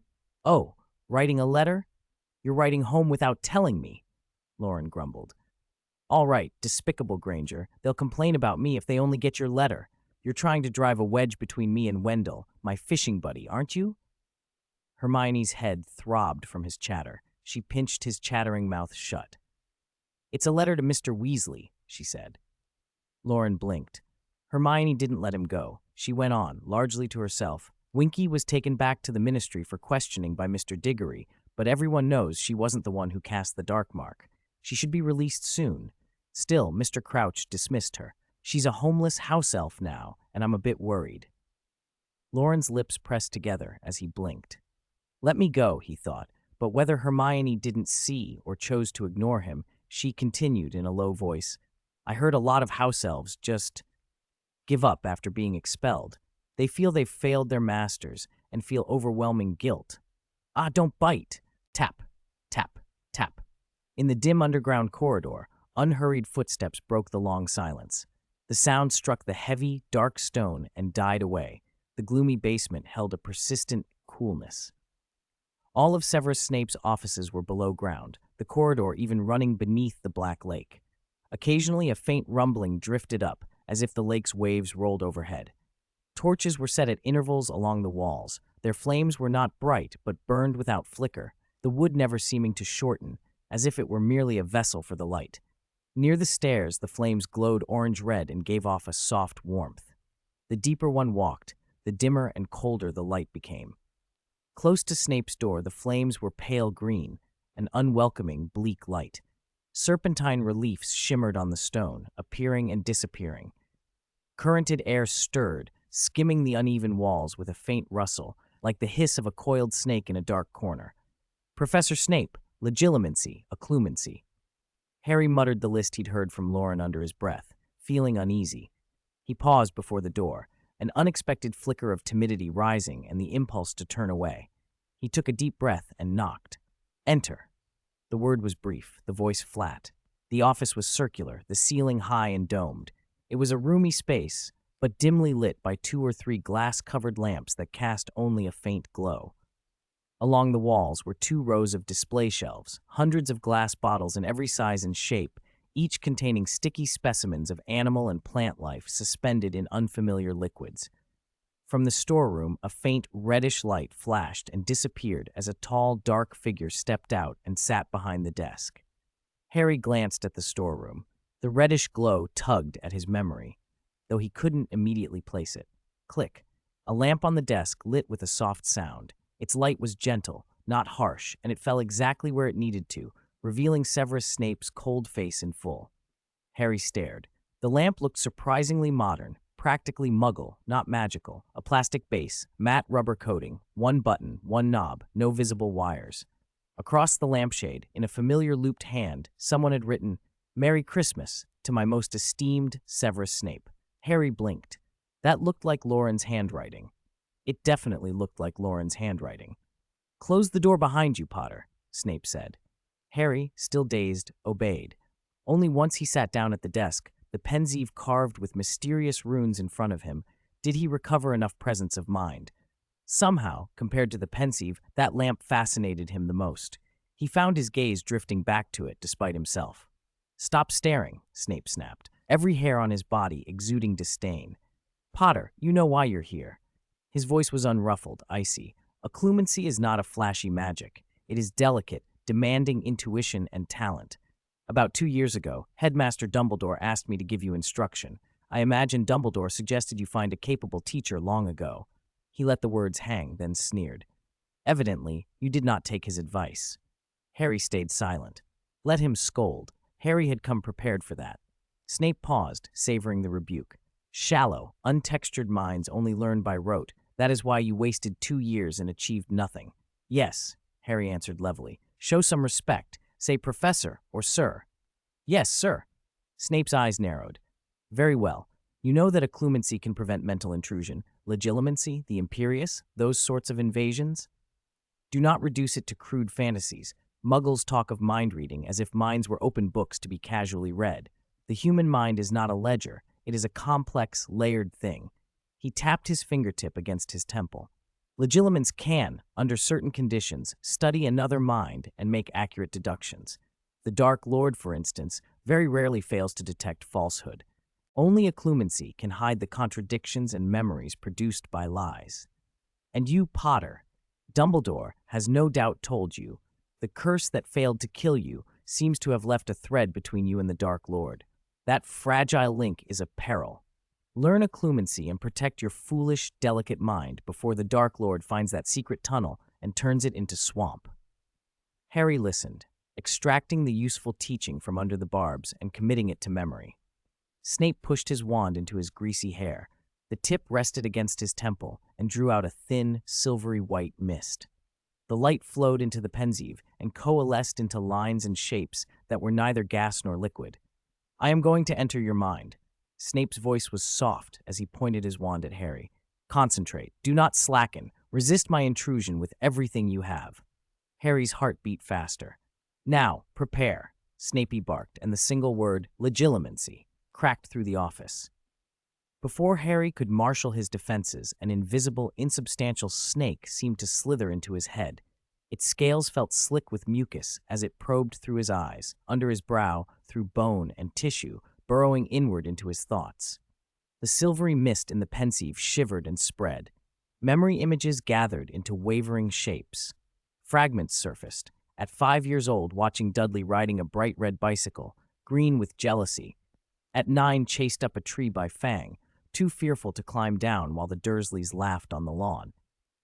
At 11, the Sorting Hat whispering that Slytherin might fulfill his ambitions. The flying car smashing into the humping willow. The strange, dazzling moment with Ron's little mirror.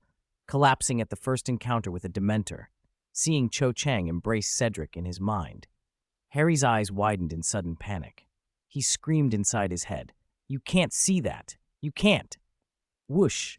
Something yanked the snake free. The Pensieve's lower layer churned. Thick clots of white ink swirled and smeared the clear mist, tearing the memory images apart. Harry slumped back in the chair, relieved, breathing hard. Sweat beaded on his forehead. "Your mind is hollow enough to let a hippogriff fly through it without touching anything," Snape said contemptuously. "I let myself go too deep. I nearly lost control." Harry was exhausted. He ignored the insult and asked, voice hoarse, "You saw everything?" A faint light stirred in Snape's dark eyes. Those bullying scenes from Harry's childhood tugged some old recollection from him, memories of Cokeworth, of Spinner's End. "Some fragments," he said, lips pressed. "Whose dog was that?" "Aunt Marge's," Harry answered. Snape's expression shifted, not entirely disinterested. "Ask Miss Know-It-all or Morgan. There are 100 small spells to deal with vicious dogs. I recommend the eye-blasting curse." "What?" 5 minutes rest, then we continue," Harry grimaced. Of course, Snape would be irritating. Monday, September 12th. In Greenhouse 3, Professor Sprout paced slowly while the students squeezed Botuber pus into glass bottles. Harry mimicked snidely in a tight voice, "Your mind is hollow enough to let a hippogriff soar." The bottle in his hand wobbed. His eyes went a little glassy. "You didn't hear his tone. I don't even know if he meant my occlumency was crude or if he was calling me empty-headed." "Is there any doubt?" Ron asked, pressing the pus at a leisurely pace. "Isn't it both?" he added. "He probably said both," Harry glared. "Thanks for clarifying, Ron." At the bench beside them, Hermione stood slightly back, her dragonhide gloves on, hands folded at her chest, watching Loren work. Loren squeezed expertly, eyes intent. Splat, thick yellow-green pus spurted out. Most landed in the bottle, some splashed onto the soil with a complex sour stench. Loren handed the filled jar toward Hermione. "Your turn?" She shook her head, gloves still on. Today she preferred to watch. Loren went back to work with smooth, practiced movements that drew a steady stream of glances from Ron and Harry. After a week's exposure, the Boobatuber pus was less repulsive. There was even a hard-to-explain, slight satisfaction in watching the boils yield. Some students had a physiological reaction. Too much saliva, as if they were seeing a favorite food. When the bell rang, the students left the greenhouse with complicated expressions. A small, lingering edge of that feeling remained. Care of Magical Creatures with Hagrid was outdoors. Loren, Hermione, Harry, and Ron packed their notebooks and headed across the grounds toward Hagrid's hut. They walked past a vegetable patch and along the furrows. Green swells of late summer growth rolled toward the trees. When the branches thinned, they reached the edge of the forbidden forest. A few steps further, Loren lagged behind, pulling Hermione with him. The lavender was in bloom. Purple flowers swayed in clumps and patches among scattered wildflowers, vigorous in the late heat. Loren stopped, took out an old-fashioned camera, and aimed at the blossoms. After a moment, he adjusted the frame to include Hermione and whispered, "Hermione?" She turned slowly, tilting her head. Her lively eyes said without words, "What?" On the open ground in front of Hagrid's hut, the gamekeeper was beaming. "I've got some exciting news for ye," he announced. Several large wooden crates sat nearby, crackling and popping with noises from within. Loren and the others felt an ominous foreboding. The other students, however, were delighted. The crates contained blast-ended scroots, big ones. Hagrid grinned and winked at Loren and the others. After Headmaster Dumbledore gave the go-ahead, I got permission from the Ministry for a Triwizard Tournament breeding project. That's right, blast-ended scroots. After approval from a number of departments, these scroots will be used in the tournament's obstacles. So pay attention and learn about these little fellows. Harry and Ron stood with mouths slightly open, baffled. Dumbledore had really agreed to that? How could he allow Hagrid to do such a thing? Loren leaned toward Hermione and said quietly, "Looks like Hagrid took your suggestion seriously. He read up on the magical creatures regulations." Hermione lowered her head. That had not been the kind of solution she'd envisioned. Nobody had quite figured out everything the Scroots liked to eat, but Hagrid had settled on a partial diet, and the creatures had been growing fast. Where last week they had been 6 inches long, in 7 days they had doubled. Their segmented, maggot-like bodies were developing a hardened, whitish-gray shell, and the smell of rotten fish and shrimp grew stronger. Whenever a Scroot discharged sparks from its tail, the students near it felt faint and slightly short of breath. The little wizards groaned in despair. 4 and 50, magic and blood, lush green grass grew riotously across the field, and the breeze already carried the first chill of autumn. The younger students were scattered on the lawn in 2s and 3s, squatting or sitting and watching the wiggling little creatures with idle curiosity. This was care of magical creatures, taking blast-ended Scroots for a walk and seeing if they would eat anything on the grass. Bang! A faint puff of greenish-white smoke burst out, and a sharp, fishy stench rolled across the ground. A few of the students nearest it sprang up and stepped back, only to gather again when the smell faded. Loren sat on his heels with a bubblehead charm still in place, poking the soft, squishy creature in front of him with a small wooden stick, eyes bright with interest. The Scroot wriggled slowly, its body segments alternately expanded and contracted to propel it forward. When Loren poked the middle segment, it collapsed like a water balloon, as soft and boneless as if its insides were liquid beneath insect skin. Scroots had no bones. They crawled by undulating like mollusks, though their backs already showed hints of hardening into shells. Maybe they would become arthropods later.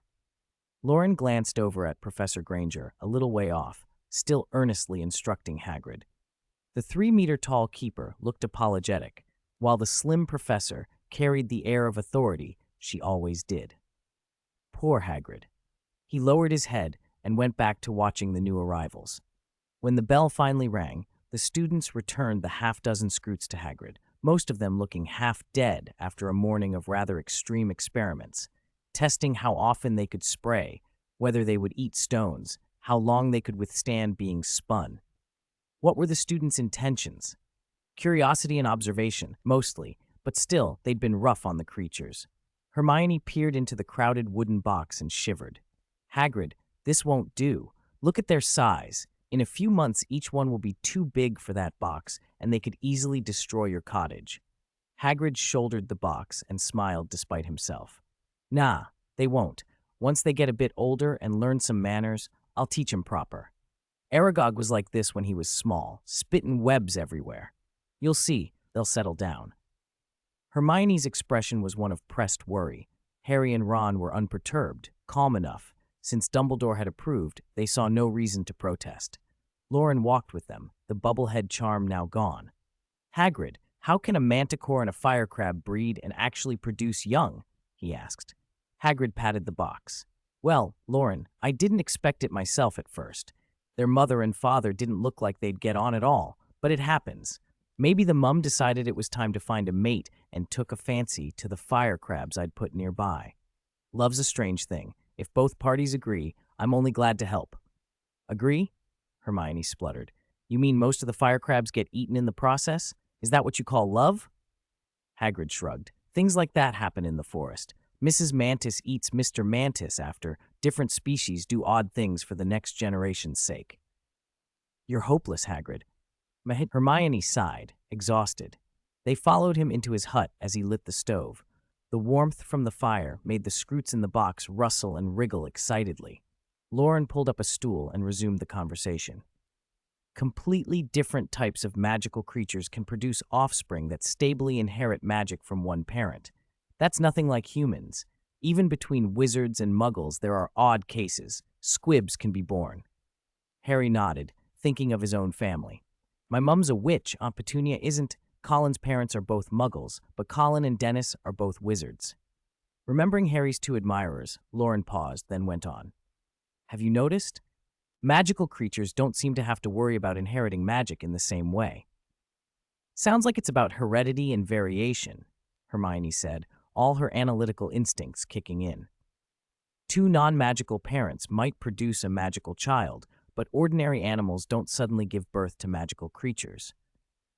If a magical creature mates with an ordinary animal, the offspring's magic tends to be weaker, diluted like a bloodline. After several generations, the magic might be gone, Hagrid added, scratching his head. A lot of it's guesswork, though. This professor of care of magical creatures doesn't always get the science right. Crookshanks and Fang are examples, someone offered.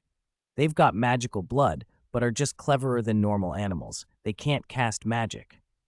It could have big implications, Harry said, feeling the weight of it. If we could pin down how magic links to bloodlines, it might tell us a lot. Loren waved his hand, half amused and half resigned. In short, it's a complicated problem. We might never figure it out, even when we're old and creaky. Harry and Ron quickly decided that sounds like a problem for an older, more academic day. Hagrid, not wanting his students to think him ignorant, tried to appear more confident, then brightened. "It's lunch. You lot want to eat here? I've made rock cakes." No, the students rushed to refuse. They had afternoon lessons and didn't want to hang about. After Hermione delivered a long, detailed lecture on fire safety, the group hastily took their leave. 451, the second week evening, Great Hall. The last class of the afternoon had just finished, and there was still time before dinner. Some students sat at the long tables chatting, others used the lull to catch up on homework. Harry and Ron were inventing fortunes for the coming weeks. "Next Monday I might cough," Ron said, "because Mars and Jupiter are unluckily aligned." Loren fell silent for a moment, then advised earnestly, "Ron, even if Hogwarts doesn't have math class, you should at least use common sense. 2 planets can align at any time." "Who cares? Professor Trelawney won't mind," Ron waved his hand. "You know her. She loves any misfortune we can cook up." Harry agreed strongly. "Exactly. Next Monday, I'll encounter, the risk of being burned." "Yeah, we're handling blast-ended scroots again on Monday, so that's a real risk," Ron mumbled. "All right, Tuesday. Mercury moves away from the sun. I'll lose money." "That's a good one. You could say you lost money on a bet. Let me see. Venus in the zodiac. I'll fall down the stairs." Harry paused. "No, that one's been used already. How about you get stabbed in the back by someone you thought was a friend?" "Wednesday. I'll lose a fight." The gloom around the Gryffindor table deepened. The younger students who hadn't taken divination had no idea the catalog of misfortunes that could be dreamed up at school. Loren, however, seemed more amused than alarmed. He glanced toward the entrance hall, fished a goblin silver coin from his pocket, and tapped out a message to Hermione. "Loren, why aren't you in the Great Hall yet? Were you caught sleeping in class and made to stay late?" There was no reply. 15 minutes later, Hermione arrived, a little dazed. She'd just finished a discussion with Professor Babbling, and her head still hummed with runes and theory. But the sight of her plate, lamb chops, roasted chicken legs, cod, mushroom slices, banished the spiraling runes. She sat down and glared at Loren. "You're getting back at me for not answering your message," she asked. "How could you think that?" Loren said with mock seriousness. "I was worried you'd miss dinner, so I went and helped you get food." Hermione rolled her eyes, picked up her knife and fork, and attacked her lamb chop with brisk, efficient movements. Loren paid no mind. When she cut a piece, he speared the end with his fork and popped it into his mouth, chewing and muttering. Harry and Ron were just making up their fortunes. They're so ridiculous. I'm thinking of borrowing a casebook from Madame Pomfrey. She keeps records of strange misfortunes. "I'll go to Madame Pomfrey myself later, so he can't borrow it," Hermione thought, catching sight of his triumphant smile and noticing the wisdom teeth starting to come in. "I'll ask Madame Pomfrey to check him. If they're growing in crooked, they should be pulled." She cut another bite and tasted the lamb. It was perfectly cooked, crispy outside, juicy inside, nicely spiced. After so many meals cooked the other way by Loren, her own palate had shifted. She found herself liking a heavier seasoning, even a slightly charred edge. With Loren chatting beside her and occasionally stealing a piece of meat, Hermione ate more than she expected. Half an hour later, her plate was clean. She sat back, a little full, and said, "I talked with Professor Babbling about animal magic." "Oh?" He said the magic of magical creatures differs from wizard magic. A creature's magic tends to have a single, inherent effect, whereas a wizard's magic can be applied in many different ways. Headmaster Dumbledore said something similar, Loren said, waving a spoonful of chocolate mousse. Bloodline magic and that sort of thing has been studied for thousands of years. We shouldn't expect miracles. Hermione nodded, turning the idea over. Night, the edge of the Forbidden Forest. Rolf followed Luna, tiptoeing through the damp grass. Every few steps he glanced back toward the castle. Part of him wanted to turn back, part of him wanted to go on. Luna, maybe we should come see the unicorns during the day, he said hesitantly. No, Luna said. I promised Fred. We're meeting tonight under the 17th beech on the path. You can't break a promise. She pushed aside the weeds with a delicate hand, her voice dreamily bright under the moonlight. Fred, she explained, was a young unicorn, still a foal by centaur reckoning. Rolf blinked. The 17th beech? Yes, there are 41 beeches from the junction to the fork. I counted from this side, and Fred counted from that. We counted 5 times, so we couldn't be wrong. Luna hummed twice, pleased. Next month, we'll start naming them. I want to name the tallest one Morning Star. And Polaris? Rolf offered. That's a good name, Luna agreed. The night air was thin with mist and a little chill, but listening to Luna's calm, otherworldly voice washed away Rolf's worries. 15 minutes later, Hagrid came lumbering out of the trees, holding one student in each hand. He was so angry his beard was bristling. I'll be telling the deans about this, he thundered. Phileas and Pomona won't believe it. What kind of students go out after dark into the Forbidden Forest and provoke a unicorn? I didn't mean to anger the unicorn, Rolf said, hiding his face, mortified. His robes were rumpled, there was a shallow hoofprint across his chest, and his backside was muddied. He hadn't been seriously hurt, but it was clear a hoof had connected. Luna, comfortably tucked against Hagrid's hand on his collar, shifted a little. We didn't know Fred would get cross. We were curious if unicorns would hatch basilisk eggs. Merlin's beard. Hagrid stamped his foot. No, lad, unicorns wouldn't hatch basilisk eggs. They value their purity more than anything. If Fred got the idea you'd defiled him with something like that, well, he'd be right upset. Rolf's shame deepened at Hagrid's words. He kept his face hidden. Why does a basilisk have to be evil, Hagrid? Couldn't there be a kind basilisk? Hagrid remembered Aragog and gave a fit of gruff, embarrassed laughter. You might have a point, but your unicorn friend's upset all the same. You'll have to go and make it right. I will, Rolf said. Luna nodded then. As Hagrid trudged up the embankment, she peered into the trees and stopped her little sway. Hagrid, what were those people doing in the forest? Hagrid blinked. Those people? Did you see anyone? No, but I saw Nargles, loads of them. More than usual, even during castle exams. That's strange, Hagrid said, frowning. He chuckled once, half to himself. I can't tell you everything now. Give it a few days, and don't go wander into the forest after dark so much, all right? 452, Imperious Curse Tuesday morning on the first floor of the castle. Still half asleep, the younger students stumbled down the corridors, occasionally colliding with suits of armor that clanged loudly and startled the ghosts within. Disembodied hands, feet, and other limbs popped out of alcoves and portraits, jolting the newcomers fully awake. Some bumped into moving portraits and were greeted with a torrent of insults. The students could only apologize profusely and run for cover. A few less lucky ones were followed and berated all the way into the Great Hall. The staircases leading from the house common rooms were packed with new students who had not yet learned their way around. Some had a foot trapped on a vanishing step and were frantically tugging it free. A few first years heading to potions or transfiguration had tears in their eyes. Others stood on landings, staring at the shifting stone stairs and hesitating to move. Some tried to follow older students only to have the staircase split in two and lead them in different directions. The older students watched with amusement, especially the second years, who clucked and laughed as they remembered being the bewildered ones last year. This chaos lasted only the first couple of weeks. After that, the newcomers learned the routes, or the quicker ones drew maps, and the fun dried up. The ancient castle, with 1,000 years of mischief and history, woke to a new day amid clanging armor, angry shouts, and earnest apologies.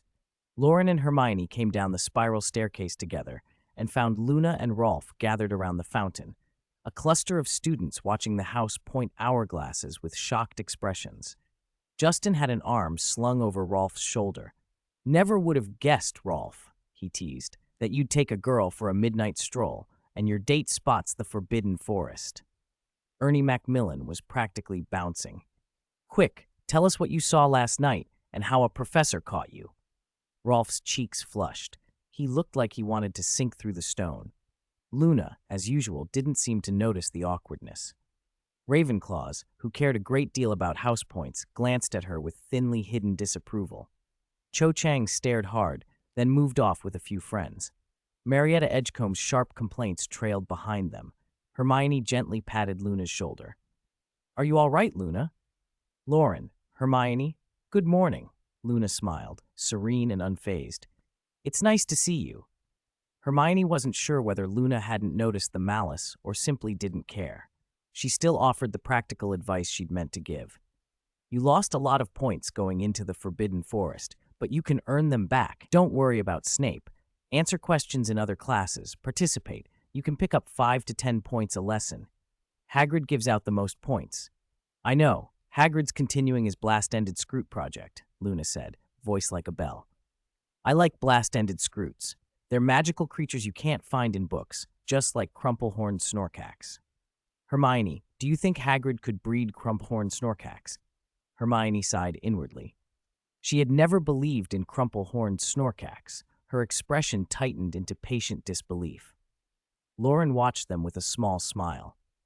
Their timetable for the day was easy: history of magic, a class you could sleep in, charms, and an outdoor herbology in the afternoon. Lately, things had been quieter. Many clubs had been canceled because of the Triwizard Tournament preparations, and animagus lessons had been postponed for lack of mandrakes. Only a few older students could bring their own for practicals. By Thursday afternoon, it was time for Defense Against the Dark Arts with Alastair Moody. Loren and Hermione arrived early and took seats in the third row. After Moody's impressive display last week, the students were better behaved. No one dared hide a book or sneak snacks into class. A minute before the bell, Moody hobbled in. His shock of dark gray hair framed a face rugged and scarred, as though carved from old, knotted wood. A large missing chunk from his nose made him look grotesque. One eye was a small black bead, the other a brilliant, unnerving blue.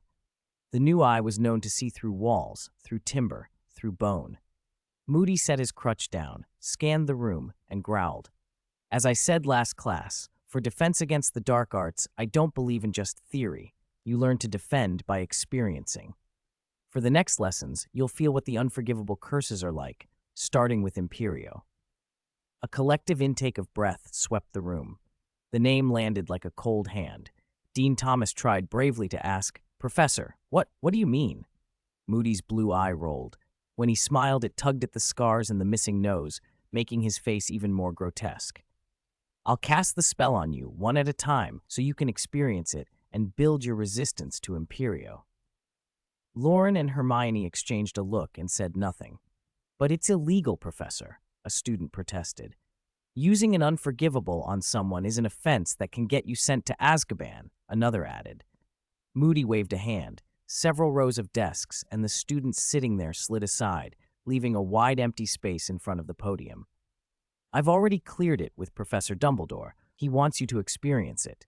If anyone prefers a more brutal lesson, waiting to be controlled by someone else who's cast it on you, that's fine too.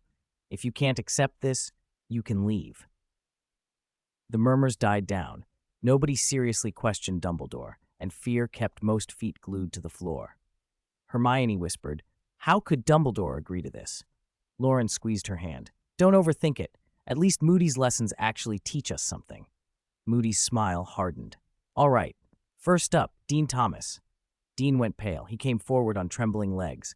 Professor." Moody made no theatrical motions. He pointed his wand and said flatly, "Imperio." Dean's fear drained away as if by a blade. Close enough to see him clearly, Loren and Hermione watched his face smooth into calmness. A faint, peaceful smile crossed his lips. Moody said almost conversationally, "He's too tense. Some exercise will help. 3 easy runs around the classroom."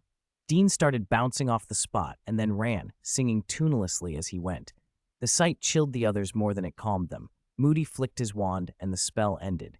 Dean crumpled to the corner, holding his head, eyes wild. See?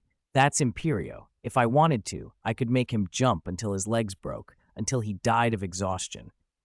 One by one, Moody called students up and cast Imperio.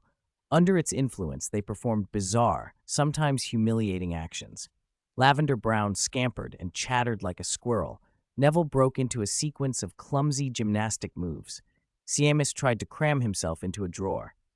The Slytherins had watched at first with sneers and amusement. As more Gryffindors were put under the spell, their faces grew quieter and more serious, as if the sight had frozen something inside them. 453. What to look at. Now, you're a rooster. You're a rooster. All right, that's enough. Ron heard that distant, faint voice and stopped stretching his neck and flapping his arms. The sounds in Defense Against the Dark Arts gradually came back into focus, the murmur of the younger students, a few suppressed laughs. Ron's memory snapped into place. His breathing quickened, his face went hot, and a wave of shame washed over him. He had just been crowing like a rooster, in front of the whole class. Images flooded back.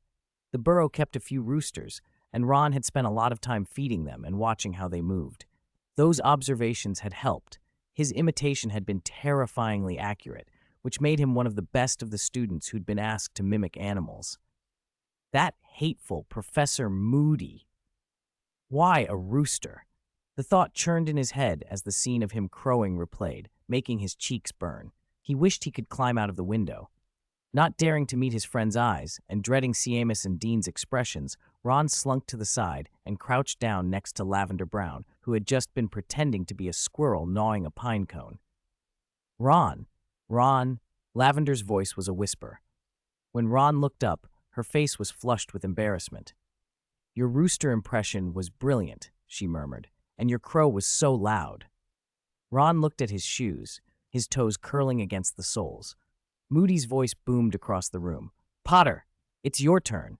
Harry, who'd been bracing himself for half the lesson, exhaled, smiled at Loren and Hermione, who looked even more nervous than he felt, and stepped forward. I'm ready, Professor. Good lad. Moody grunted, waved his wand at Harry, and said, Imperio. The same glassy look that had come over the other students spread across Harry's face.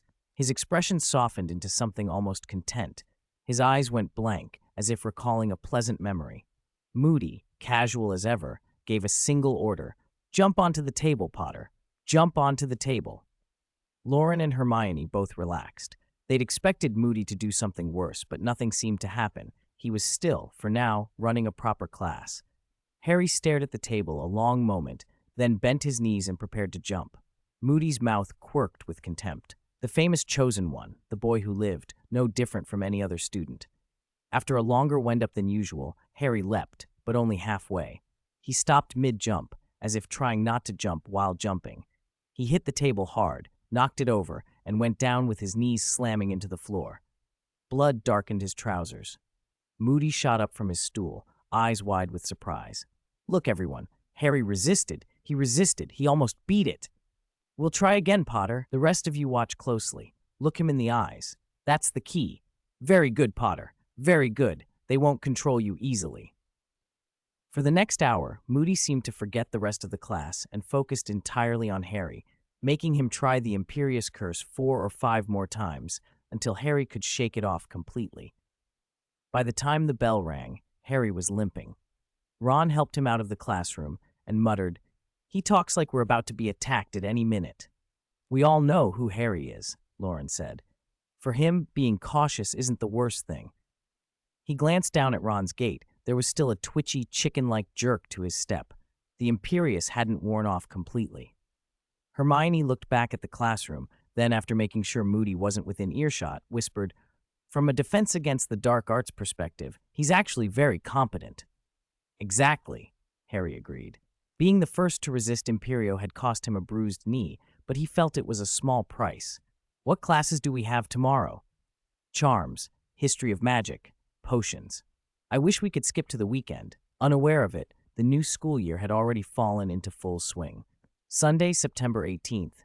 Cloudy. At 3 in the afternoon, Loren returned to the common room and settled into his usual spot by the window. Hermione was bent over the essay Professor Binns had assigned, 3 pages long, and she'd already filled the first page with her first point. Plenty to borrow, Loren thought with a grin. Harry, who'd been puzzling over his potions textbook, looked up when Loren sat down. "Where were you just now?" During last potions class, Snape had hinted he'd poison one of them before Christmas, and whether they could be saved depended on the antidote.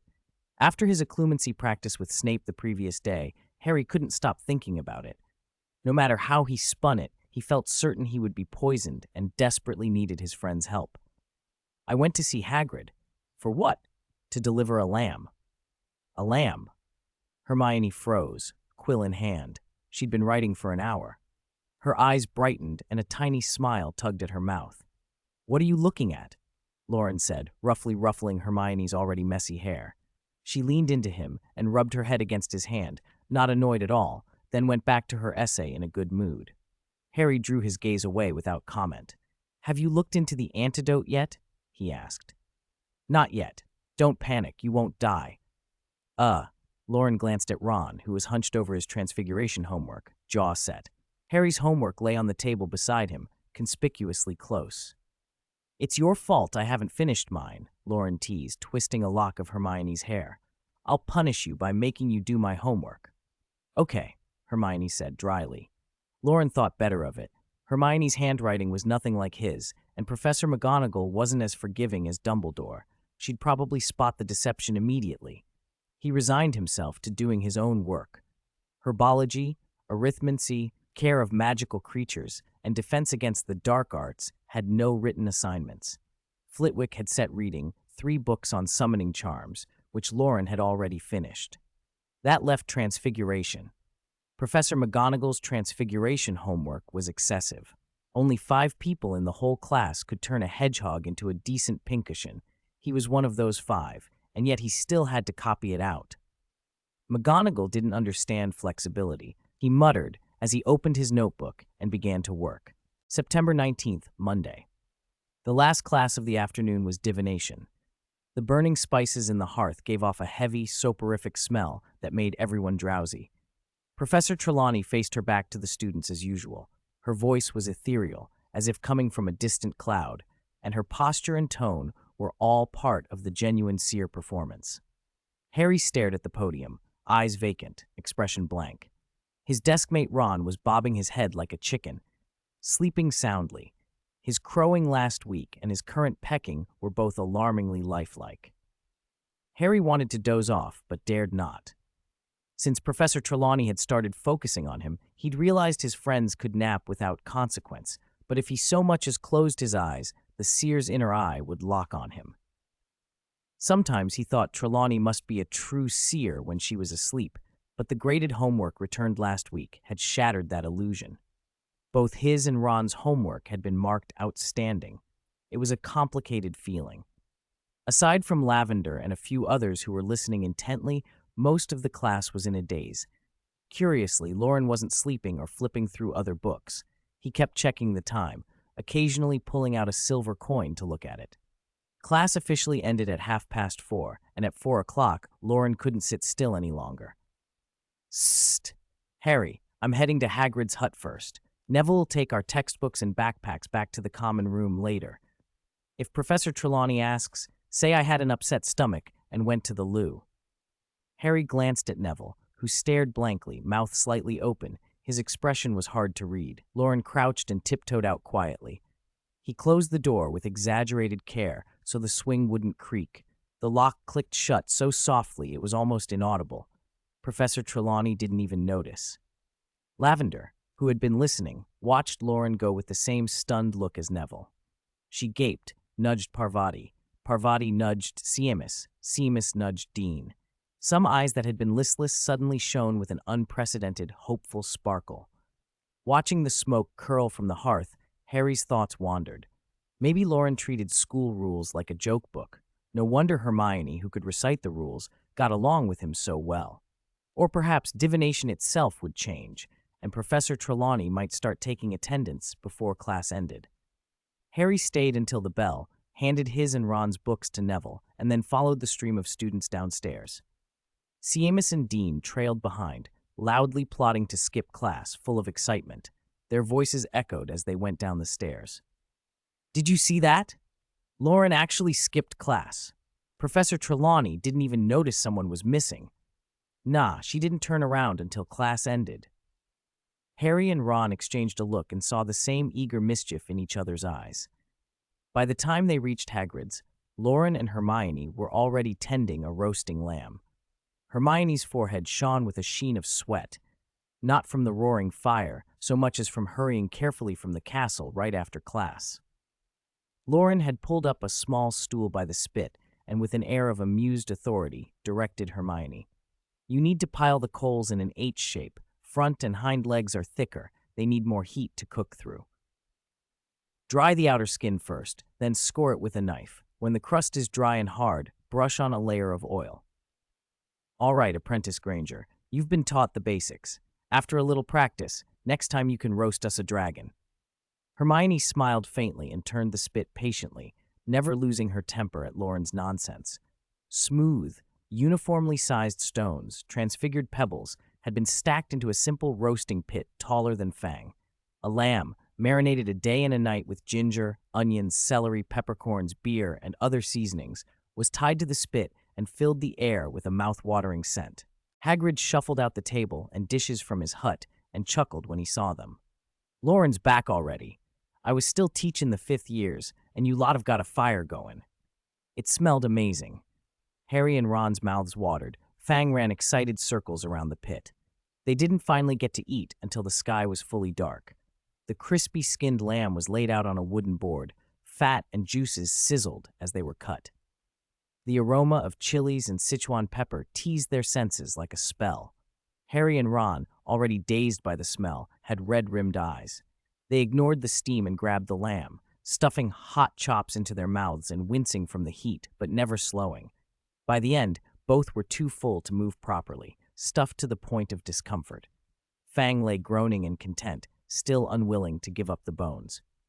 Hagrid, moving more slowly than usual, cleared the dishes with a grin. He'd watched the roasting closely enough to have learned the technique. The marinade still sat in the stone vat.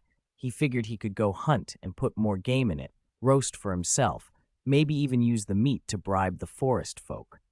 Then he might get a good look at those magnificent dragons, and perhaps Norbert could be transferred here. He'd always liked what Loren fed him. After tidying up, they all sat on the stone steps by the pumpkin patch, a half-giant, a hound, and 4 young wizards, looking up at a sky bright with stars and moon, the air full of autumn's scent. Loren leaned back on his hands and, suddenly tilting his head, asked, "Hagrid, what did Rolf and Luna do out in the Forbidden Forest at night? Why did they lose so many points?" Fang, blissfully daft, sprawled across Hagrid's lap, belly up for a rub. Hagrid slowed his movements at Loren's question.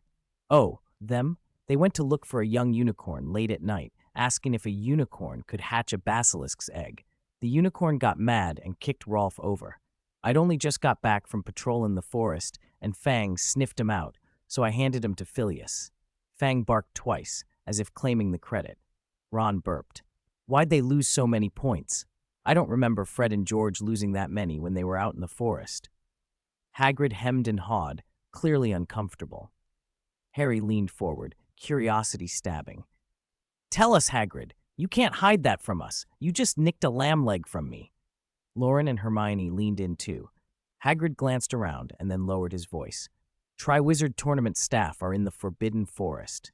"Triwizard Tournament," Harry and Ron both blurted. Harry pressed harder. "What are they doing in the forest?" Hagrid shifted. "They're surveying the place, negotiating with the centaurs and the unicorns. They need a big enough area cleared." "Why the Forbidden Forest? Why not the castle grounds?" Ron asked. Hagrid was adamant. "No more questions. I can't tell you the rest, and don't even think about going to the Forbidden Forest yourselves. If I catch you, I'll hand you straight to Professor McGonagall. Just tell us a little." "Don't. You'll find out soon enough." Despite their pestering, Hagrid remembered his duty and didn't reveal more. Half an hour before lights out, Hagrid and Fang walked them back to the castle. The night was soft and bright.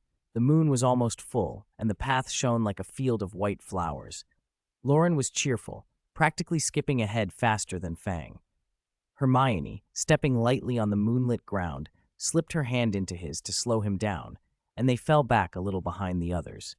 He squeezed her small, smooth hand and looked up at the moon, then at her face, which seemed lit from within by the silver light. He couldn't help smiling. Hermione, do you know the moon will be fullest tomorrow? I know. Hermione's astronomy grades were always outstanding. It'd be perfect if your birthday were tomorrow. Loren clicked his tongue and then shook his head. Today's fine too. Really, everything's fine. He'd wanted to explain something about the Mid-Autumn Festival, but he felt it was too much trouble.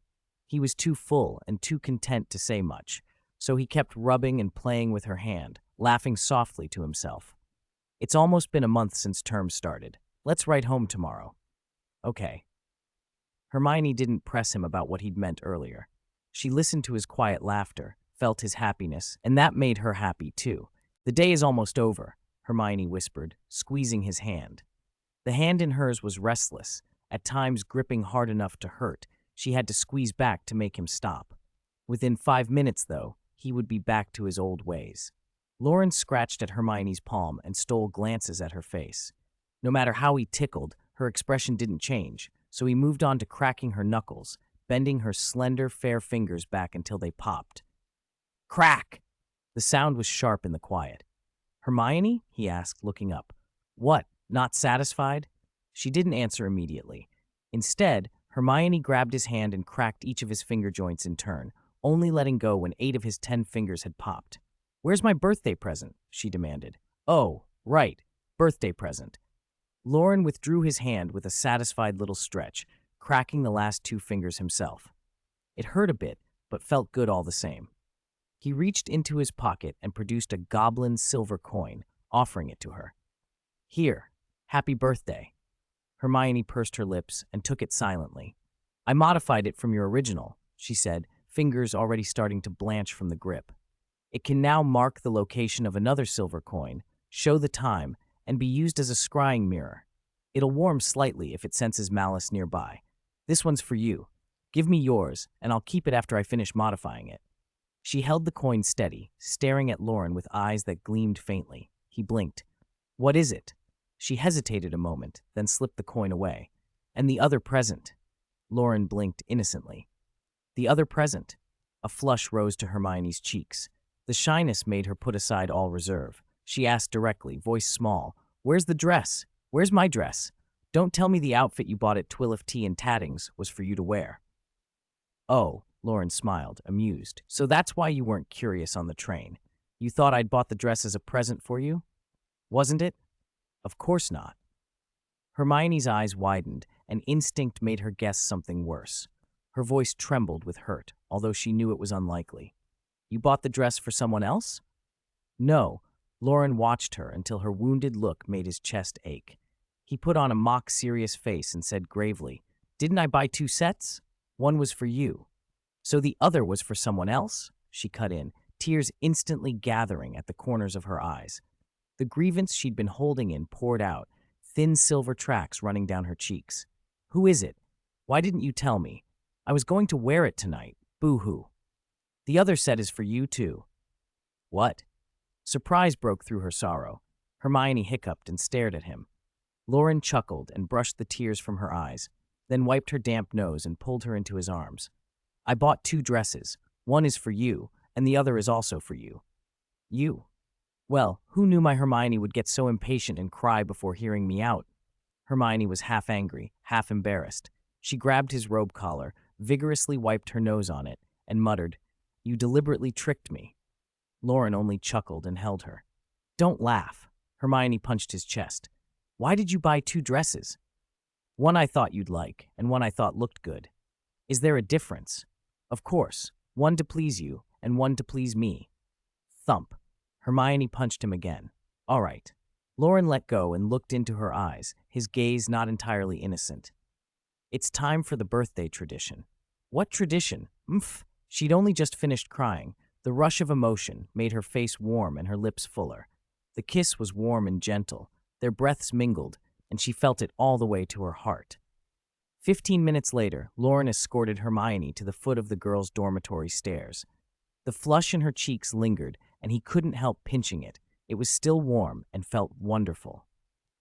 The roast in the locket is still hot. Take it back and share it with your roommates, okay? Oh. Hermione tried to look stern and kept repeating the memory charm in her head, but she couldn't help giving him another punch before she ran off. Only when she reached the dormitory door did she calm down. Why hadn't she seen his mischievous smile sooner? It had been such a clumsy trick, and yet she'd immediately assumed the dress was for another girl and burst into tears. She should have given him a memory charm on himself and on her. With a deep breath, she pushed open the dormitory door. Her roommates were still up. Parvati stood in front of the mirror, placing a red dot on her forehead. Lavender held Unfogging the Future, the book she'd been using after a week of unexpectedly accurate predictions. When Hermione opened the door, everyone turned to look. Lavender tossed aside her book and ran over, breathless. "Happy birthday, Hermione! So, how was the party Loren put together by skipping class?" "Skipping class?" Hermione blinked. Parvati, having finished her forehead dot, clapped and walked over. He slipped away before divination was even over. A few people thought about following, but none were as bold. "Never mind that." Lavender leaned in, eager. "You're back so late? Did you two go on a date?" "Heh, what did Loren give you for your birthday?" "Birthday present?" Hermione felt the silver coin in her pocket and her expression froze. "Where's my dress?" September 22nd, Thursday, cloudy. Loren woke early. His roommates were still asleep. He eased open the common room window and looked out. Gray-black clouds scudded across a pale sky, an autumn wind whipping the light. The sun was struggling to shine, sending a weak, bright patch where the clouds hadn't quite reached. "Autumn's here," he murmured. He made his bed, washed, and changed. The day held only 2 classes, but neither was easy. Professor McGonagall of Transfiguration had been unusually strict all semester, reminding them constantly that this was an important year. Next year was the exams. McGonagall's emphasis was well-founded. In the afternoon was Defense Against the Dark Arts. Last time Harry had drawn the spell, and who knew what would happen this time. Loren found a fresh set of robes and got dressed. Before leaving, he roused Neville. When he stepped into the corridor, he leaned on the railing and looked down toward the common room. A girl, fully dressed, was already waiting, Hermione. Her robe was neatly pressed and loose, her pleated skirt knee-length. Black stockings ran below the hem, outlining the curve of her calves. She was unfolding a letter, brows slightly furrowed in thought. The owl post had just delivered family letters. Haunch hadn't returned yet, so this had to be Mr. Weasley's reply about Shanshan. "The weather's turned cold. Why are you still wearing a skirt?" Loren asked, reaching out to pinch at her stocking as if testing the thickness. "I'm not cold," she said, meeting his cheeky look, but for some reason not pushing his hand away. Mr. Weasley replied. "What did he say? How's Shanshan?" "It's been confirmed it has nothing to do with the Black Mark, and she's been released," Hermione read. Mr. Weasley said Shanshan tried to go back to Mr. Crouch, but Mr. Crouch shouted at her in front of people and drove her away. "Don't worry too much," Loren said, half-heartedly comforting her. Hermione rolled her eyes, flicked his hand off her calf, grabbed her Transfiguration textbook, and headed for the Great Hall. "Not so I was worried you were cold," Loren said with a small smile as he followed. "Thank you," she muttered. "You're welcome. Where's my dress?" "Oh, don't be so impatient." They reached the first floor and found a crowd gathered at the bottom of the marble staircase, reading a notice posted overnight. Lee Jordan was reading it aloud for those at the edges. History of Magic class, September 20th, 1994. Seamus Finnegan and Dean Thomas of Gryffindor openly left class. After Professor Binns completed roll call, the two walked out of the classroom 40 minutes before the end of class and did not return. The circumstances are severe, greatly offending Professor Binns and causing a serious negative impact on the History of Magic class. After consultation between Professors McGonagall and Binns, the two are given 1 month's detention. 60 points are deducted from Gryffindor, and a public announcement is made to the school in the hope that everyone. Hermione finished listening, then glanced at Loren with a complicated expression. "Why are you looking at me?" he asked, feigning indignation. I'm not the one who skipped class and got called out. Hermione's look darkened. Keep staring, and I'll sew your eyes shut.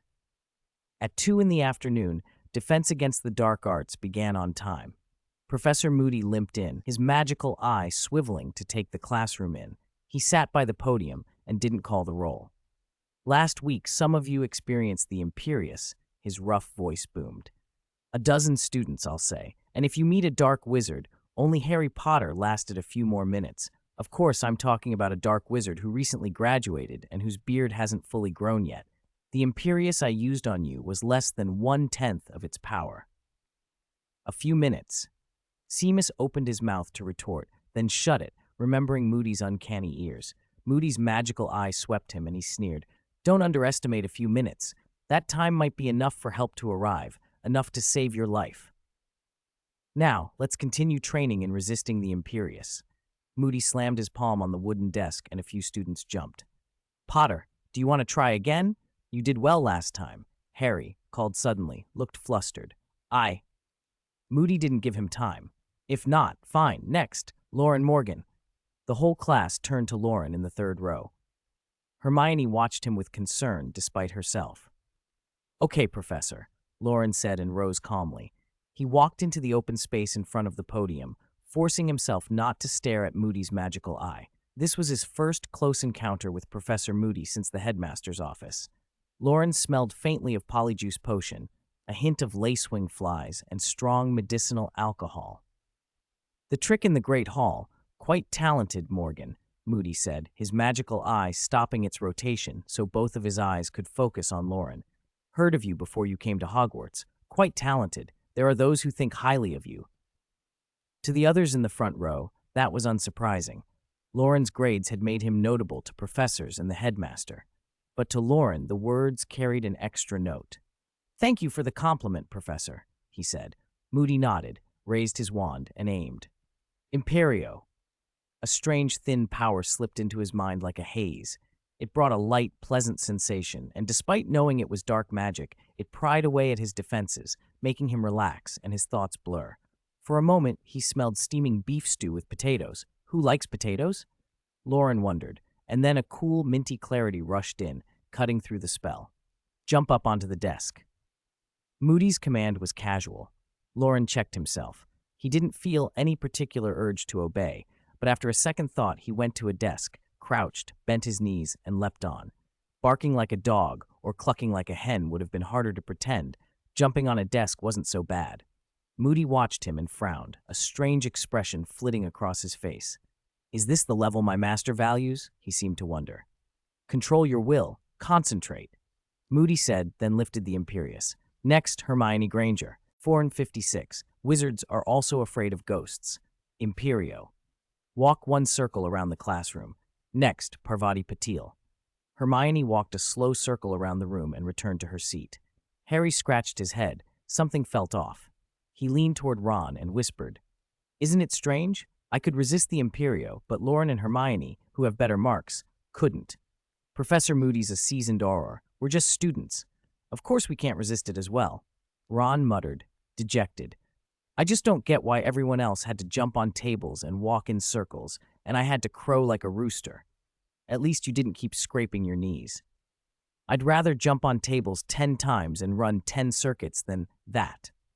After Hermione returned from the podium, Loren noticed her expression had shifted, eager, hesitant, and a little uncontainable. What's wrong? He prodded. Hermione blinked, squeezed Loren's hand to tell him to be quiet, and glanced toward the podium. Loren understood. She was wary of Moody's sharp hearing. The last Gryffindor student climbed to the podium and performed a frog jump that clearly hadn't been well observed. Poor form irritated Moody. Hogwarts should be ashamed of you, Moody snapped, slamming the podium. Only Harry Potter in the whole of Gryffindor's 4th year can even slightly resist the Imperio. If this were a decade ago, you'd be dead before you left the school. You're like lambs to the slaughter, completely defenseless. He roared, Don't be fooled by the pleasure Imperio brings. It's a poison that corrodes the marrow, a venomous snake that devours thought. Pull yourselves together. Never yield. Even if that false joy wraps you for years, decades even, never give in. Moody's gaze swept the room, grim. I hope the Slytherin students can give me a little surprise, he added. For the rest of the lesson, Moody had the remaining students continue to experience Imperio and try to resist. The Slytherins didn't fare much better than Gryffindor. A few pureblood students hesitated for a second, thanks to prior occlumency training, but ultimately still obeyed the commands. A strange feeling nagged at Harry. He wanted to ask Loren and Hermione about it, but as soon as class ended, Hermione grabbed Loren and vanished down the corridor. Watching them go, Harry fell silent.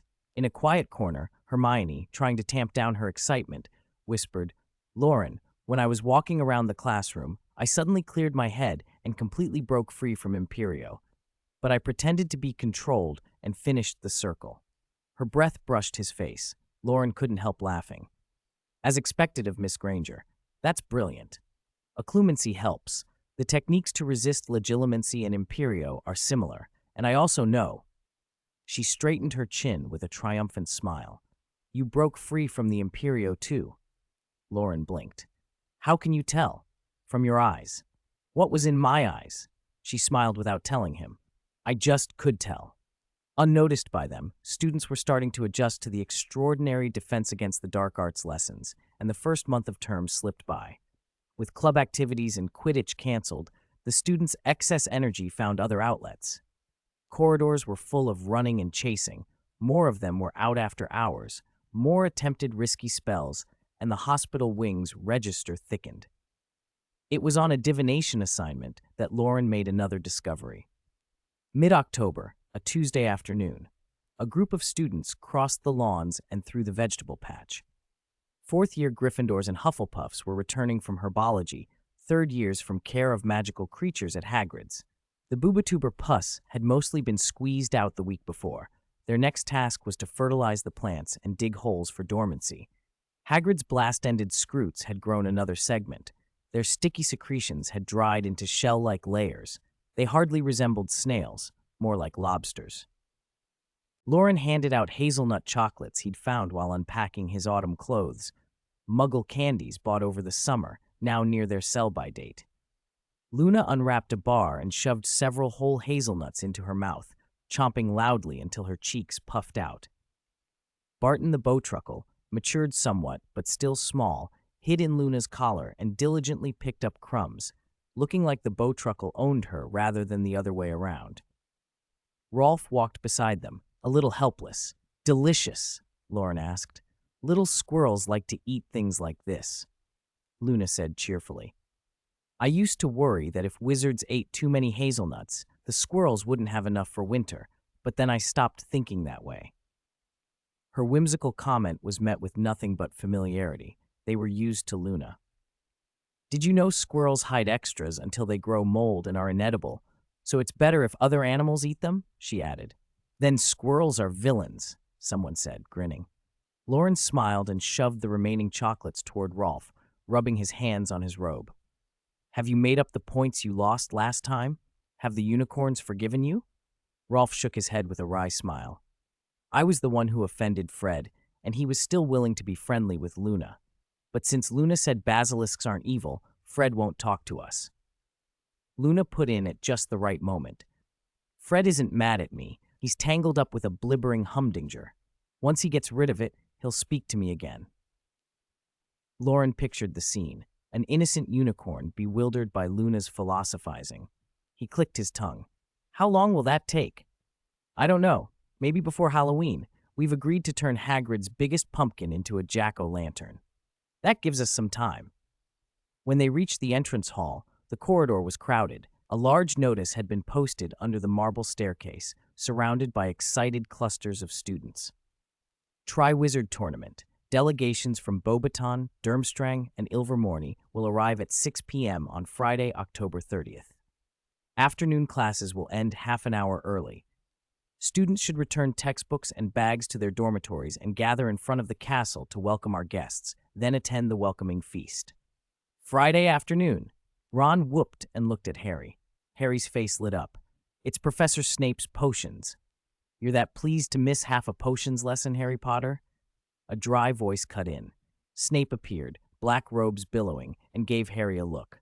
Whether in potions class or elsewhere, you will show respect, Potter. You'll stay after potions on Friday and tidy the classroom." Snape glided away without another word. Harry went from elated to miserable in a heartbeat. Ron smirked with a little schadenfreude. "That's not fair. Ron, you could have warned me." "I didn't. You shouted the time on the notice." "I don't care. You're helping me clean." The notice had the effect of fiend fire on the castle. Excitement spread like wildfire. The long-rumored Triwizard Tournament was finally arriving. On Wednesday evening, Hermione finished an hour-long talk with Professor Burbage in Muggle Studies and left the office. It was nearly lights out. Most corridor torches were already snuffed.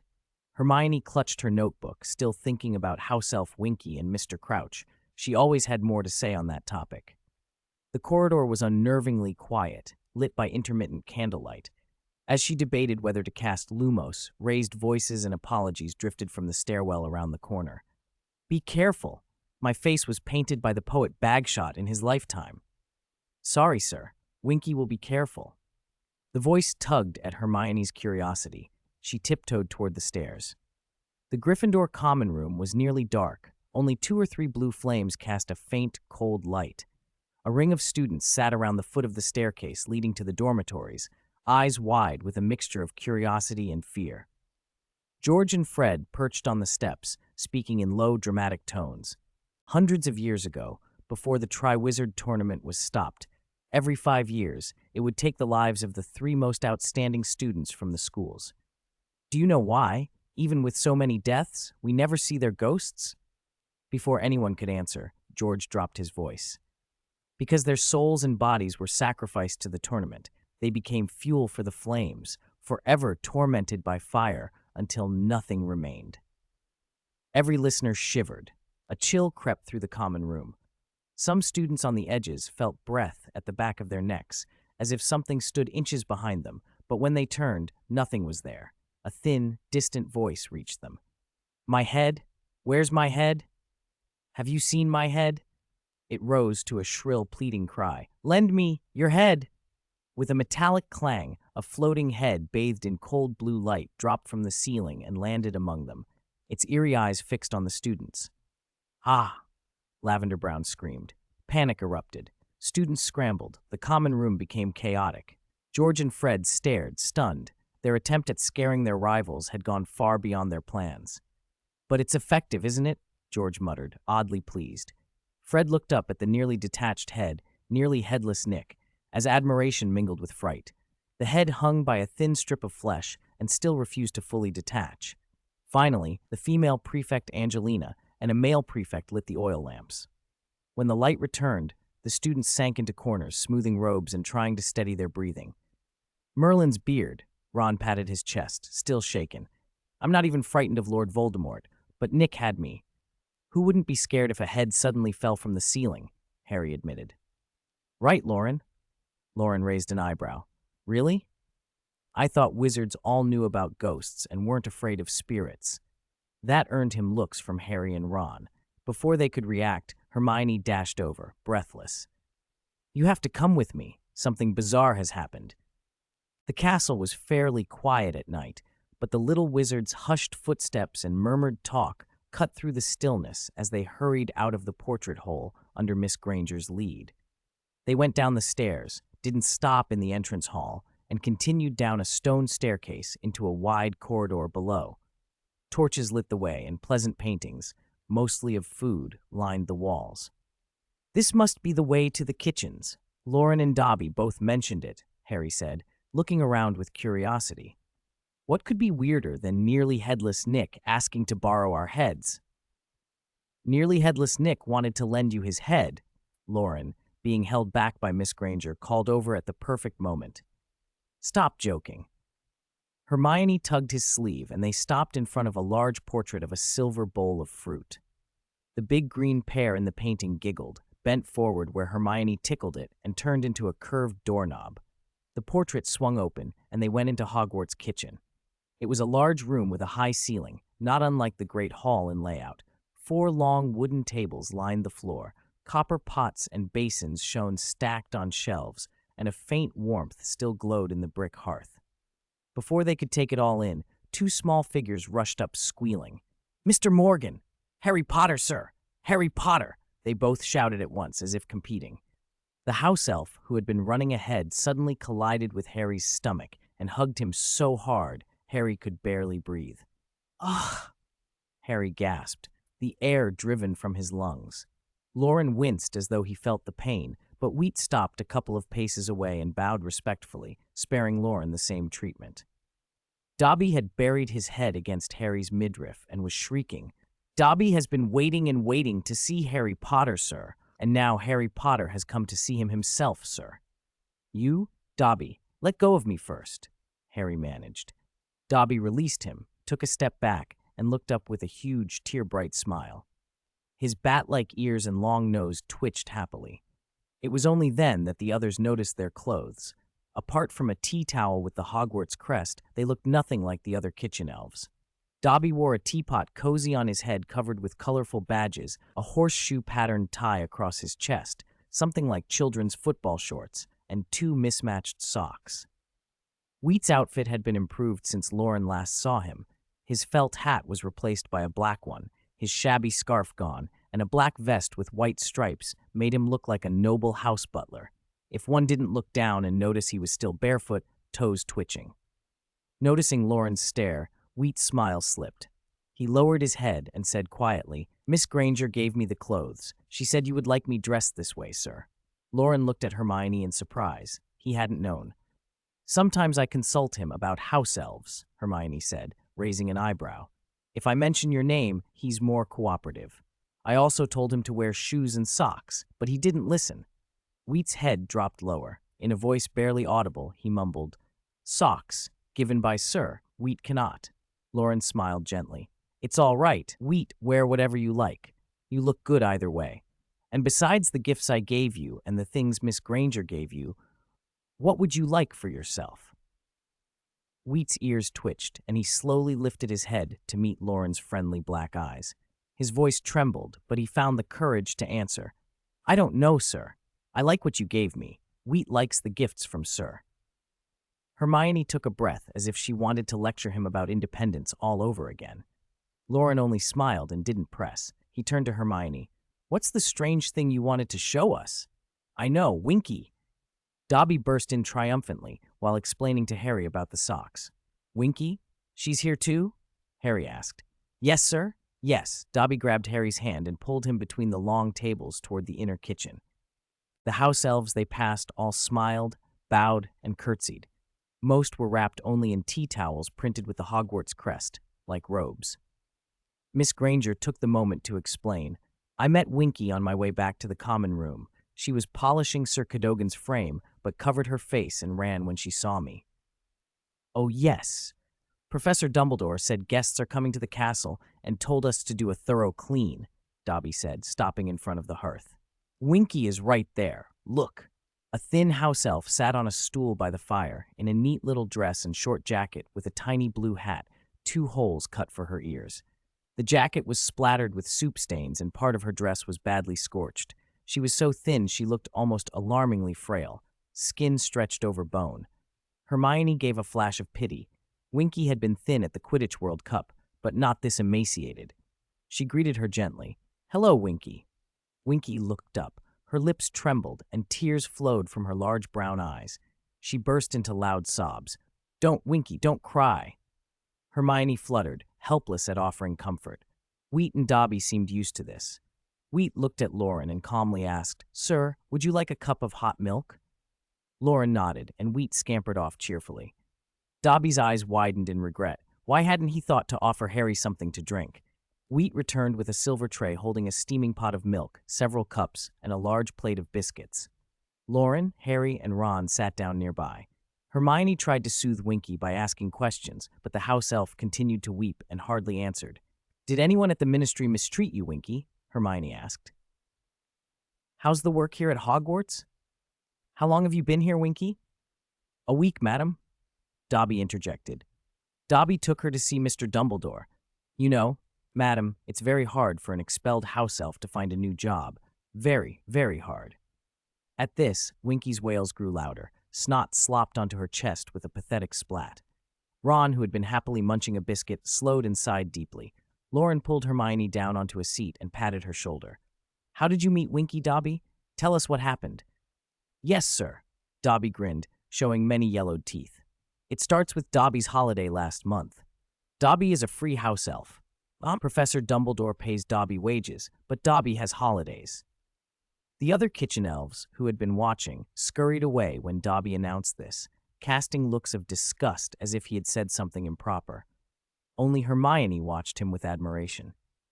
"During my holiday last month, Dobby went to the Ministry of Magic," Dobby continued proudly. "They thought Dobby had been sent by a wizard and asked who Dobby's master was. When Dobby said he was free, they were stunned." His tone dropped. "But it's very hard for a house elf without a master to visit another house elf in the ministry's interview rooms. They searched my clothes inside out, tore them at the seams. That doesn't bother Dobby. Dobby can sew," he said. "Kind Mr. Weasley even gave me needles and thread, and Dobby mended them." "That's my dad," Ron said, pleased. "Mr. Weasley told me Winky could be released. The ministry didn't want to keep her. It was Winky who didn't want to leave. She wanted to go back to her old master, but Mr. Crouch wouldn't have her. He said she'd been cast out." Winky managed 2 theatrical sobs. Winky's master was a good person. Never beat her, never burned her back with a hot spoon, never made her bang her head against the wall to think about her mistakes. Dobby shuddered. But Dobby has seen eyes like that, from Dobby's first master. No, worse. Those eyes belonged to a dark wizard. "Don't speak ill of my master," Winky shrieked. "You should be ashamed, Dobby." "Oh no, one mustn't speak ill of one's master." Dobby's face twisted with conflict. He raised a trembling hand as if to slap himself, but Harry grabbed his thin forearm. "Dobby, you're not a slave anymore. You're a free house elf," Harry said. Dobby's tense body relaxed a little. He repeated unsteadily, "Yes, I am a free house elf. Professor Dumbledore is my master, my employer." "Employer," Hermione corrected, frowning.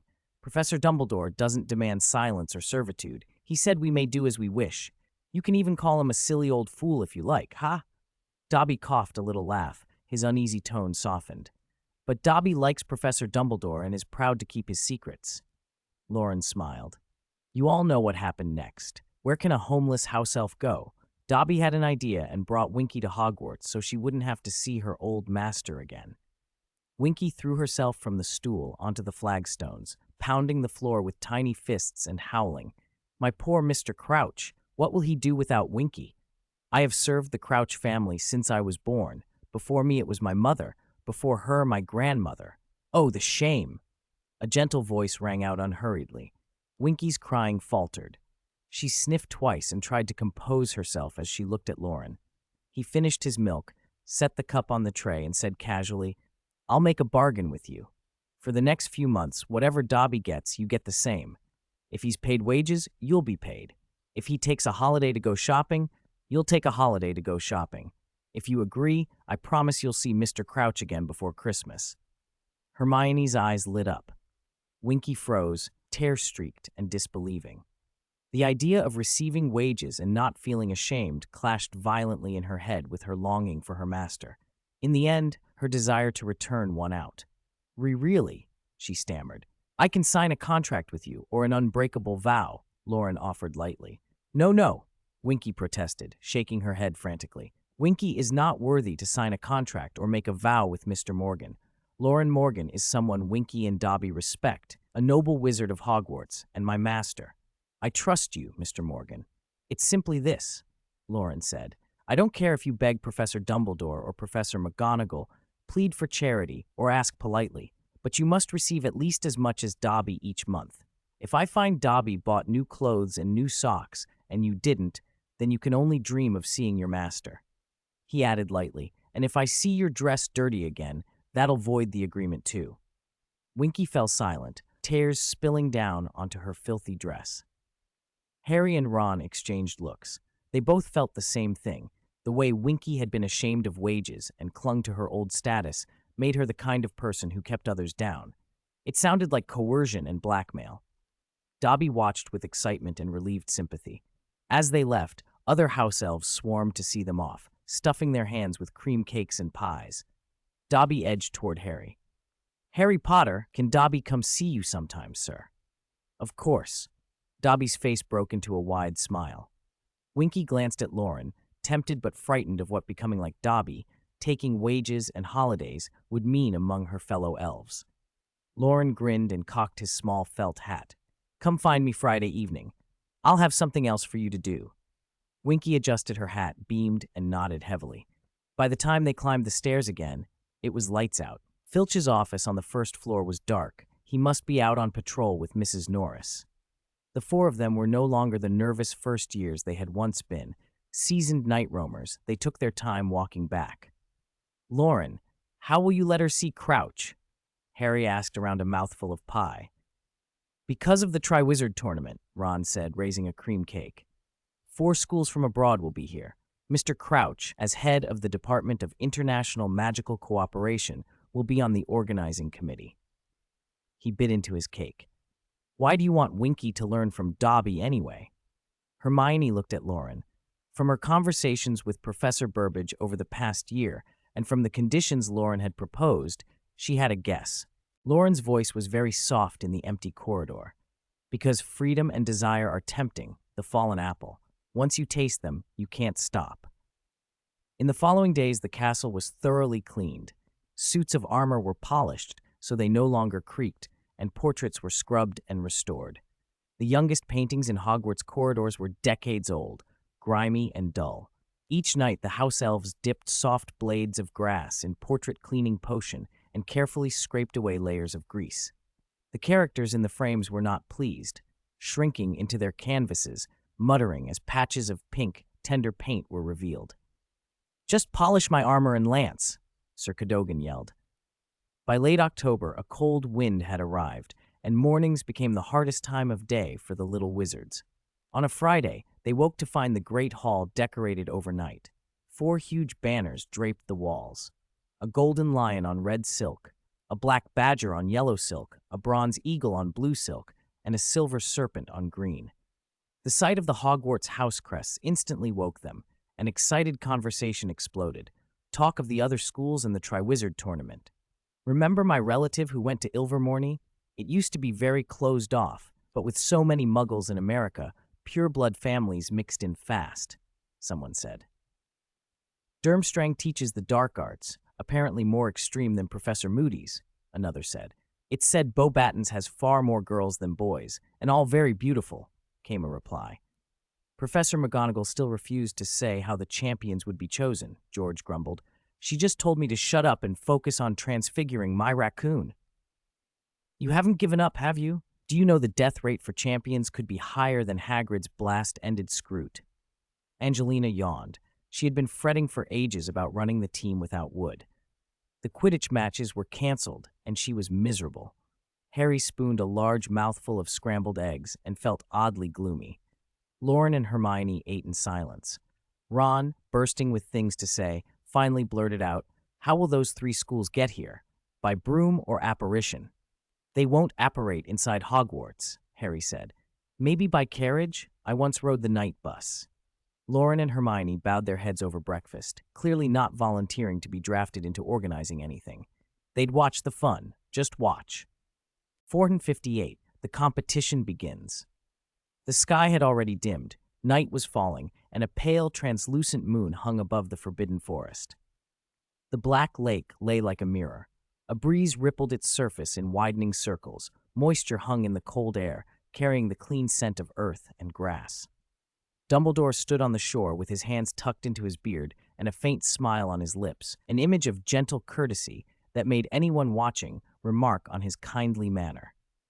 Led by the headmaster, the Hogwarts staff lined the lakeshore to await the arrival of the other schools for the Triwizard Tournament. Minerva, Dumbledore murmured, though his protest came out more as a soft grumble that the other professors could hear. Must we be out here? Why couldn't we welcome them in the hall? At least it wouldn't be so windy. Professor McGonagall didn't take her eyes from the sky above the trees. Do you think Hogwarts would be polite that way? She replied without looking at him. No one would say Hogwarts is impolite to your face, Dumbledore began, then fell silent under her steady gaze. After a polite cough, he resumed his old headmasterly air. Professor Sprout tried to remain silent and pretend she had heard nothing, but Professor Flitwick cleared his throat and, in his high little voice, asked, "Ahem, where's Severus? I haven't seen him. His potions class was the last one. He probably still has some things to tidy up," McGonagall said. "And Hagrid, where is he?" Flitwick went on. "My prefect told me there was a small disturbance in Hagrid's class," McGonagall said dryly. The Hogwarts students' initial excitement at being out on the grounds slowly flattened into impatience as the minutes passed. The air was getting colder. Boots left little puffs of steam. "It's freezing," Loren grumbled, sliding a hand under the hood of the girl beside him to warm it. "We've been standing out here for nearly half an hour. I want to go back to the castle."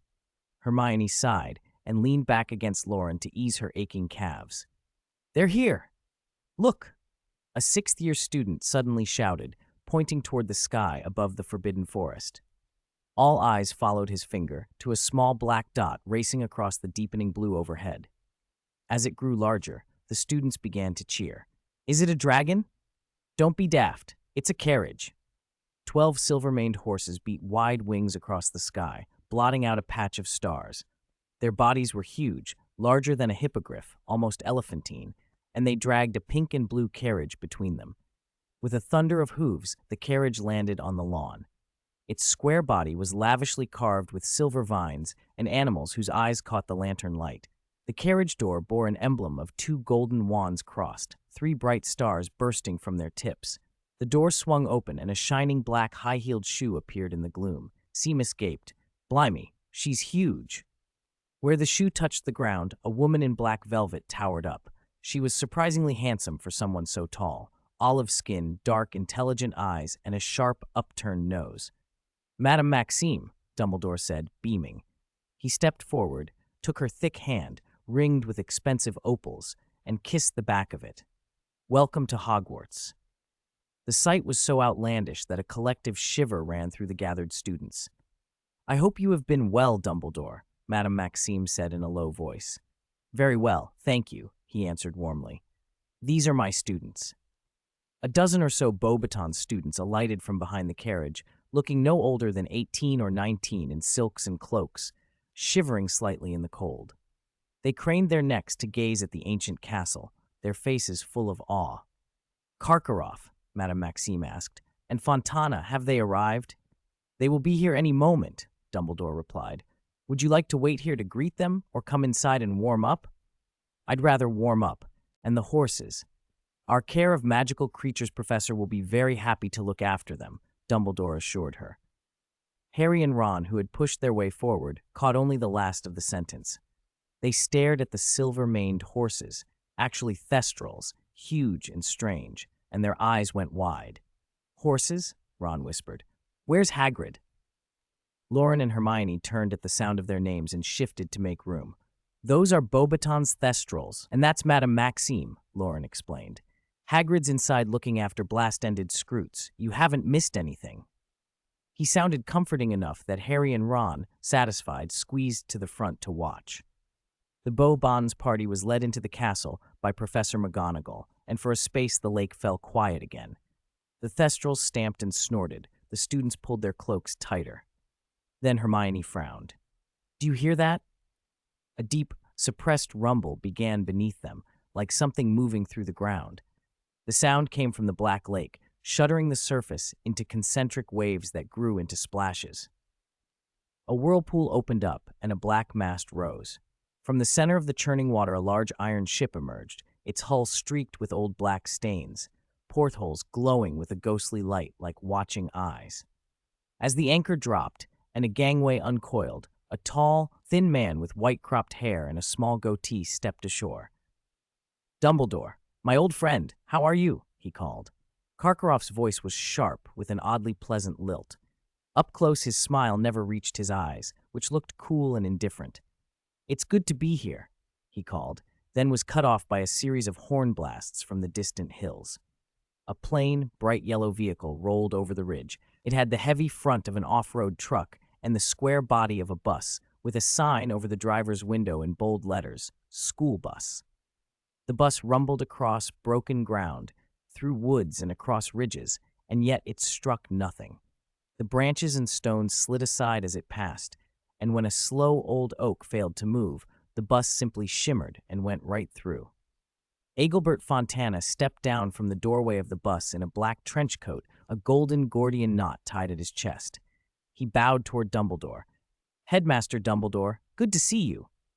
"Fontana," Dumbledore smiled. "We met over the summer." "I invited them to the tournament," Karkaroff said over his shoulder as he was greeted. "Madame Maxime helped too," Fontana added politely. The students' attention was riveted less by the adults' introductions than by the two fantastic modes of transport, the sea ship that had risen from the lake and the impossibly determined yellow school bus. "I'd love a ride on that bus," George muttered for many of them. They also noticed the other arriving students. Ilvermorny's pupils wore blue and berry-red robes and the Gordian knot at their chests, some tied neatly, some a little crooked. Hermione whispered, "The Gordian knot, it's said to commemorate Iseult Sayre, Ilvermorny's founder." Durmstrang's students were heavy-bodied in thick fur cloaks.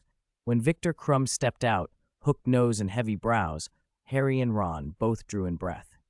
"It's Krum," they blurted together. Inside the great hall, the feast was in full swing. Loren tucked into unfamiliar French dishes, beef bourguignon, coquille Saint-Jacques, foie gras, garlic butter snails, and even the house elf's brilliant talent couldn't entirely erase the foreignness of some tastes. Hermione sipped her fish soup in small, distracted mouthfuls, her eyes fixed on the head table where Ludo Bagman and Barty Crouch sat. "Loren," she said in a low voice, "do you think Mr. Barty Crouch looks a little pale?" She shook her head before he could answer. "Maybe he has a cold. The weather's turned colder. Didn't Victor look a bit under the weather earlier?" Loren nodded. The head table had 5 extra seats, the 3 visiting principals, Ludo Bagman from the Department of Magical Games and Sports, and Barty Crouch from the Department of International Magical Cooperation. They chatted with Dumbledore, raised glasses, and exchanged polite toasts. "Principal Fontana," Crouch said as he clinked his glass, "Ilvermorny brought a lot of students. It must be difficult to keep an eye on them alone. Why not bring another professor?" Fontana took a sip of wine and frowned. One professor who arrived last semester left without a word. The school's short-staffed. "Left suddenly?" Crouch prompted, curious. "Did he feel he couldn't handle it?" "No," Fontana said. "He was knowledgeable and understood Muggles well. His teaching was extreme, perhaps, but otherwise he was very capable." Crouch turned that smile even brighter. The principals settled at the head table, while students from the visiting schools took their places along the house long tables. Durmstrang students clustered with the Slytherins. Victor's presence made Slytherin chatter louder. Beauxbaton sat near Ravenclaw. The leading Beauxbaton's girl shone in the candlelight. Long, silver hair like a waterfall, a slender waist, and deep blue eyes. Ron's head turned of its own accord. "I meant to look at Krum," he told Harry, cheeks flushed, "but I keep staring at that girl. She's... wow." Harry was quiet for a moment. "Maybe it's not her fault you're staring," he said. More Ilvermorny students arrived and were split between Hufflepuff and Gryffindor tables. Horned Serpent likes learning, Thunderbird likes adventure, and Pukwudgie values kindness. "Sound familiar?" someone whispered. "Like Ravenclaw, Gryffindor, and Hufflepuff." A group of Gryffindors clustered around an Ilvermorny boy. Lee Jordan waved a fork at him. "Which house are you in, Graves?" "Wampus," the boy answered with a smile. "We value strength." Lee's grin froze. "Slytherin?" he stammered. "Don't tease him," a girl named Boot said softly. "Wampus values strength, but that includes physical power, and a Wampus warrior is supposed to keep the peace. It's more like a mix of your Hufflepuff and Gryffindor." Lee breathed out, relief showing. The table laughed again, and the conversation flowed on, the strange new fellowship of 4 schools filling the hall with the warm noise of students who had come to compete and perhaps to make new friends. The banquet was winding down. The steaks and stews had been cleared away and replaced with delicate desserts. Loren finished his chocolate mousse, idly dragging his spoon through the white porcelain plate to trace a pattern in the chocolate sauce. When he tapped the plate and smiled, "Mango pudding," he said softly. The plate melted silently into the tablecloth, and a golden, translucent pudding popped out, trembling softly and giving off a sweet scent. At the head table, Dumbledore set down his fork and rose slowly.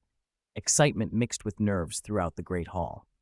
He met the students' expectant faces and let himself smile. The moment has arrived. Before we begin, please allow me to introduce two guests. Over the past few months, Mr. Bagman and Mr. Crouch have worked tirelessly for the Triwizard Tournament. Bagman waved cheerily and drew polite applause. Crouch nodded stiffly, his expression as rigid as his mustache. They, along with myself, Professor Karkaroff, Madame Maxime, and Professor Fontana, will form the judging panel.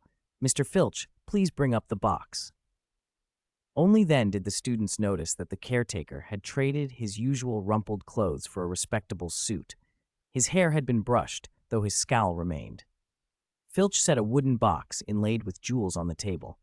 Dumbledore tapped it 3 times with his wand. The lid eased open, and inside was a wooden goblet. The goblet itself was plain, crudely carved, but from within arose a cluster of blue-white flames that danced and grew, filling the cup with cold, brilliant fire.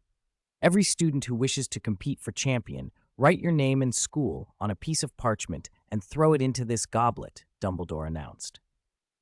A hush fell over the hall. He smiled and placed the goblet on the lid of the box, then added in a firmer tone, "Of course, only students aged 17 and above may enter." There were groans and mutters. Fred and George's indignant shouts of "bullshit" drifted faintly to him, but Dumbledore said nothing more than, "To prevent younger students from succumbing to temptation, I will set an age line. Anyone under 17 will not be able to cross it. Tomorrow night, Halloween, the goblet will choose the students it deems most capable of representing their schools." At the mention of the selection, every student's eyes glittered, whether from the black-robed houses of Hogwarts or the blood-red cloaks of Durmstrang, the pale blue of Beauxbatons, or Ilvermorny's mix of blue and berry red. Loren watched the students around him. Harry and Ron with grins that looked a little foolish, Fleur Delacour cradling her sister with bright eyes, Crumb's sullen face softening, Graves clutching the Gordian knot at his chest with grim resolve. Many nameless students were already daydreaming of victory. At the head table, the 3 schools' heads exchanged looks that were all spark and rivalry. Few noticed Professor Moody at the far right of the table lift his goblet in a small toast to Crouch. When he met Snape's scrutinizing gaze, he bared his teeth in a ferocious but friendly grin and tipped his cup. Snape sipped impassively, a faint, mocking curl at the corner of his mouth. Dumbledore's voice turned serious. "This Triwizard Tournament is not a game. Do not enter lightly. Anyone who places their name in the cup forms a binding magical contract. If you are chosen, you must see it through." The students dispersed. Despite prefects keeping order, crowds clustered around the goblet, and the queue kept stopping and starting.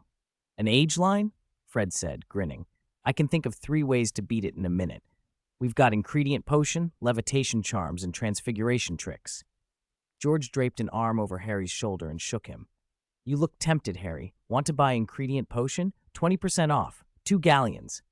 Before Harry could answer, Ron piped up, "I want one. How much for me?" George hesitated with mock concern. "For you, 4 galleons. Duel. I'll duel you too." Ron roared, which made the nearby students laugh.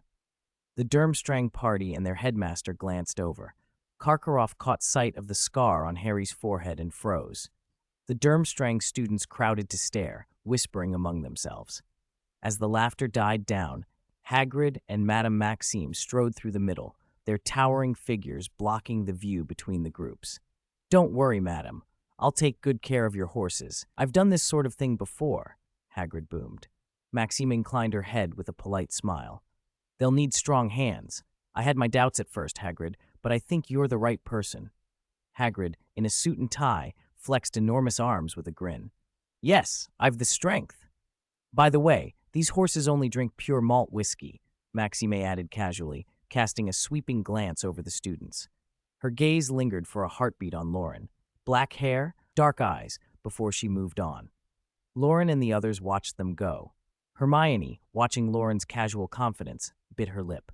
"Don't you think?" "Fell in love," Loren finished for her. Harry answered with certainty they'd make a good match, and Ron, Seamus, and the rest nodded.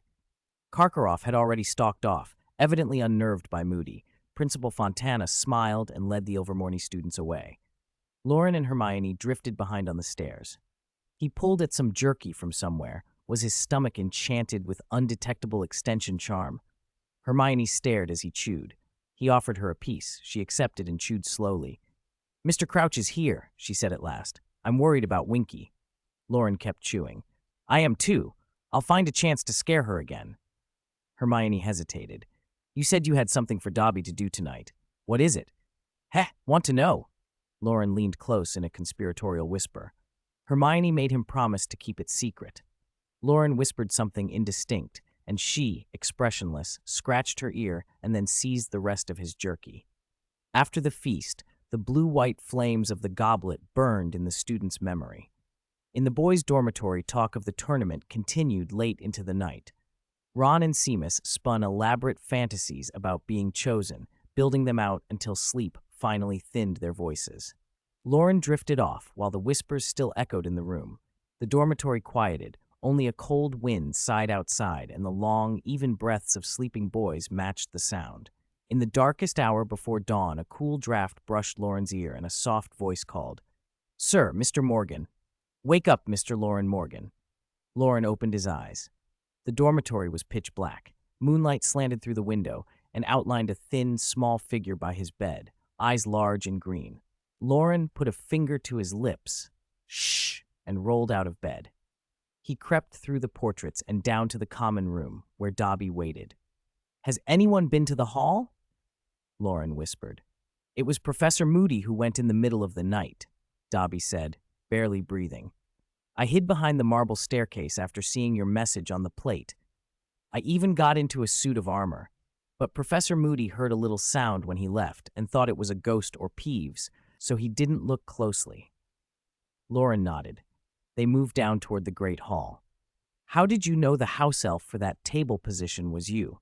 Dobby asked as they descended the final steps. "Were you worried other house elves might see your message?" "Even if others saw it, it wouldn't matter. They'd tell you for me. The Hogwarts house elves won't do anything unless a professor asks. Otherwise, Filch would have no reason to patrol the castle at night.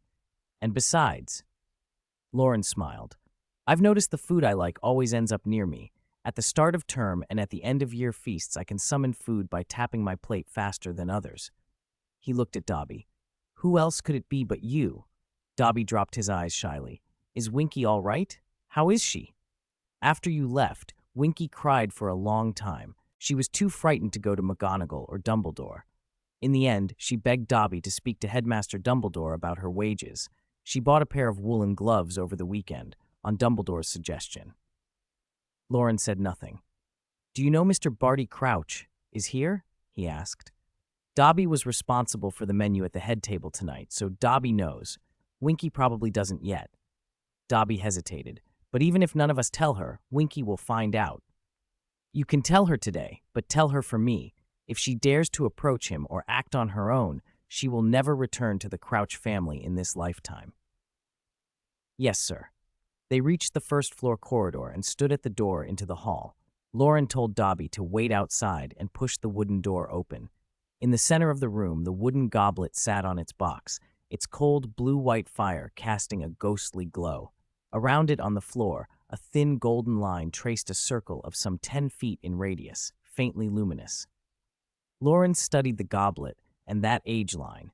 He remembered that Professor Moody had already slipped in a piece of parchment with Harry's name and used a powerful confundus to make the goblet accept Harry as a champion. He wondered if he might remove it. He stepped toward the golden line.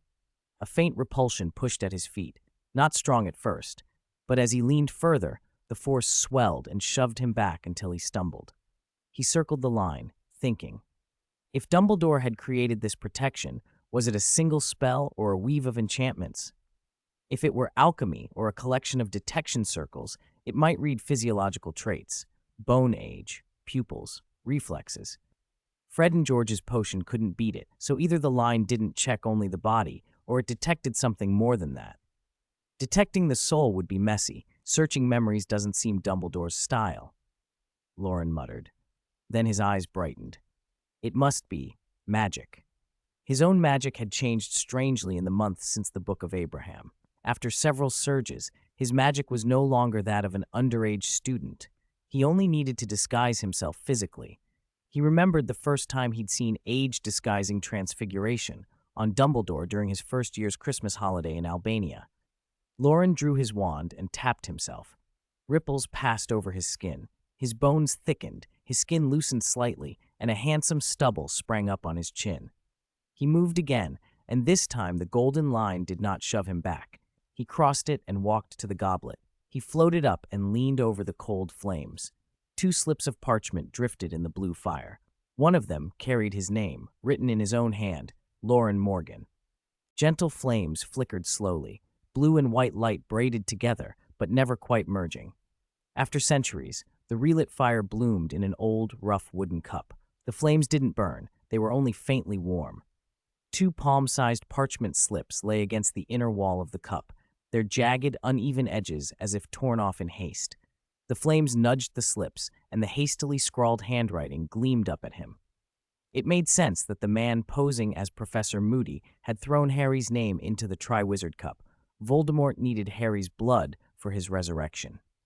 But why Loren Morgan's name as well? He wasn't a servant of Voldemort, nor would he offer himself willingly. Was there some other reason tied to blood? Loren frowned, annoyed and alarmed. If he hadn't been careful enough to come here tonight, he wouldn't have known he was being plotted against.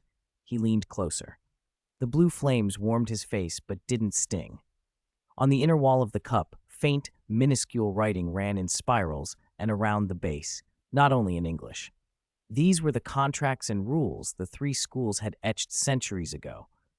Most of the original carving had been worn away, ancient runes and magical circles at the bottom blurred with age and dust. Closer to the rim, however, a fresh circle of carvings showed where repairs had been made for this year's contest.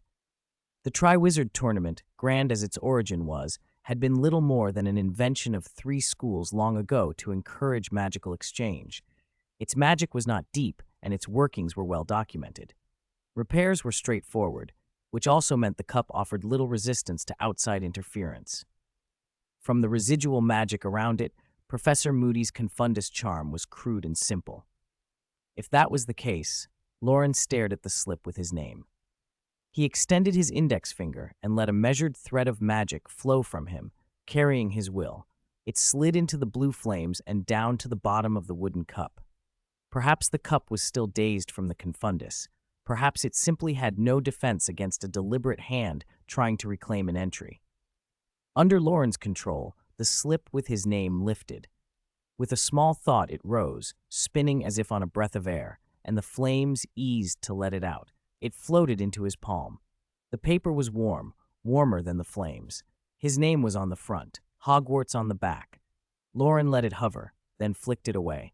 The ragged edges blackened from the heat, the paper erupted in real flame, and the strip burned to ash that drifted up and vanished. He had no intention of competing. He didn't lack 1,000 galleons, and he didn't care to be the school's greatest champion. But Harry, Loren's eyes went to the other slip still burning in the cup. His roommate might have wanted the title, but this contest would do Harry more harm than good. Since he'd already found out about the plot, it felt wrong to save only himself. He reached for Harry's slip. Suddenly, the calm flames erupted. The blue fire flared as if fed with windless fuel. It crackled like dry wood and threw out sparks hot as lava. Loren yanked his hand back, frowning. Retrieving his own name had been easy. Taking out another's was not. The cup's rules made sense. Entry was supposed to be voluntary. If someone withdrew their own entry before the champions were chosen, the cup had no reason to stop it. But trying to remove someone else's name was a different thing altogether, verging on cheating. So Harry couldn't be removed by someone else. Loren made a mental note to tell Dumbledore. He rubbed his forehead, thinking through the tournament tasks and Voldemort's resurrection, and remembering that someone had tried to drag him into it. Professor Moody had done the dirty work, but the mastermind was unmistakable. He was sleepy. He watched the blue flames settle back into their gentle burn and decided he'd take it up with the headmaster when he could. Then, Loren went back to bed. When he woke, it was already bright. He washed, changed, and went downstairs. The Gryffindor common room was empty. No chess, no exploding snap, no tabletop Quidditch, only the scratch of a quill on parchment threaded through the quiet.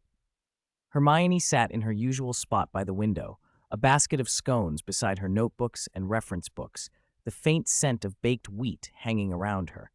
Loren sat, picked up a scone, and started chewing. Hermione didn't look up until she had finished the paragraph she was writing. Finally, she tucked her quill away and handed him the orange marmalade. "You were out last night? By the cup?" she said, the first half a statement, the second a question. With his mouth full, Loren protested. "You wouldn't believe it, Hermione. That fake Professor Moody is shameless. He put Harry's name in, sure, but he even tried to put mine in. Luckily, I was one step ahead. Otherwise, you'd be watching Champion Morgan compete. How embarrassing for the other schools." Hermione's eyebrows knitted. "You mean someone entered both your name and Harry's into the Triwizard?" she asked. "That's right. They tried to drag me in too." Loren swallowed. "The cup's a mess after those repairs. I could pull my slip out, but when I tried to pull Harry's, the flames went wild. The 3 schools 700 years ago made the thing, and it's pretty shabby, honestly." "So Harry's name is still in?" Hermione's voice went tight. "I didn't abandon him. I went to the headmaster's office, but Dumbledore wasn't there. I left him a letter, worried Fawkes might eat it. I even asked the headmaster in the portrait to pass it on." She closed her textbook and grabbed Loren's hand, pulling him out the common room. "Come on." He stopped to take 2 more bites of scone, protesting all the way. By lunch, the great hall buzzed with rumors. "Did you hear? Durmstrang and Ilvermorny already put names into the cup this morning." Seamus announced loudly, earning curious looks around the table. "Slytherin and Ravenclaw have entries too. Wonder who'll get chosen." "I think Cedric's got the best shot," Dean said. "If Percy Weasley were still here, he'd probably be Gryffindor's champion." "Which Weasley?" someone asked. "Percy, not Ron, obviously." Ron banged the table so hard the plates rattled. He buried his head in his plate and muttered muffled protests as everyone laughed. Harry sat beside him, shoulders shaking with a grin as he pretended to concentrate on his steak. "Do you think Dumbledore got your letter?" Hermione asked Loren. That morning, she and Loren had gone to every professor's office. They were all empty. "You could ask at the high table. Professor Moody's sitting there." Loren nudged her and passed over a bowl of soup. At the high table, the headmasters and heads of houses were chatting and clinking glasses. Hagrid beamed beside Madame Maxime. Dumbledore, sitting center, noticed Hermione's look and winked, offering a small, reassuring smile. Hermione's tension eased at once. That evening, the students gathered round the golden line on the floor where a thin ring of light had appeared. "Dumbledore's age line," Hermione whispered, while the cup burned on its high stool, blue fire reflecting in eager faces. "Quick, Cedric, put it in!" Hufflepuffs half pushed, half cheered Cedric to the cup, and he tossed in his slip to loud applause. "Glory eternal!" Ron clapped with a touch of envy. "We'll have to wait 3 years for our turn." "It's every 5, Loren corrected casually. Hermione glanced at Harry and then at Loren, hesitating as if wanting to say something she didn't. The 4 of them had just settled when a roar went up at the entrance. "Woohoo!" George and Fred burst in, high-fiving everyone like rock stars. Thank you, they cried, stopping in front of their friends with wide grins. "Fellows, we've done it." Fred and George pulled out a small bottle. 4 galleons only. Really, would you not consider? Hermione crossed her arms. "Dumbledore's age line tests both body and magic. A master like Dumbledore won't be fooled by low-level tricks like, what do you call it? Ingredient potion." "That's the point," George said, eyes shining. "The more basic the trick, the better it works." They popped the cork and down the... To everyone's surprise, they leaped into the golden circle and drew cheers. Then a loud hiss cut through the applause. With a crack, the twins were hurled 10 feet and landed on the cold stone. Both groaned as identical long white beards sprouted from their chins. The hall dissolved into laughter, and the twins laughed too, pulling at their beards. Halloween that year felt quiet. The ceiling wasn't roiling with storm clouds, pumpkins were absent, and even the ghosts behaved themselves. The banners of the 4 schools brightened the hall, and the cup's fierce blue flames outshone every candle. Hermione sighed dramatically. Myrtle's play was canceled. She wanted to recreate the night she died. What a shame. Loren glanced at her and smirked. "I can tell, Myrtle, you're disappointed. I'm sure she'd perform a special show just for you." Hermione choked on her pumpkin juice and spluttered, "No, no need." "Do you know who else signed up besides Cedric?" Ron asked, lowering his voice like he had important gossip. "Pegling Derek from Slytherin, Roger Davies from Ravenclaw, and Angelina from Gryffindor." "Angelina? Is she 17 yet?" someone asked. "Her birthday was last week," Ron said. George and Fred must be green with envy. Harry scratched his head and wondered if he was imagining it, but he kept feeling like Loren and Hermione were looking at him a bit too often, a little too intently.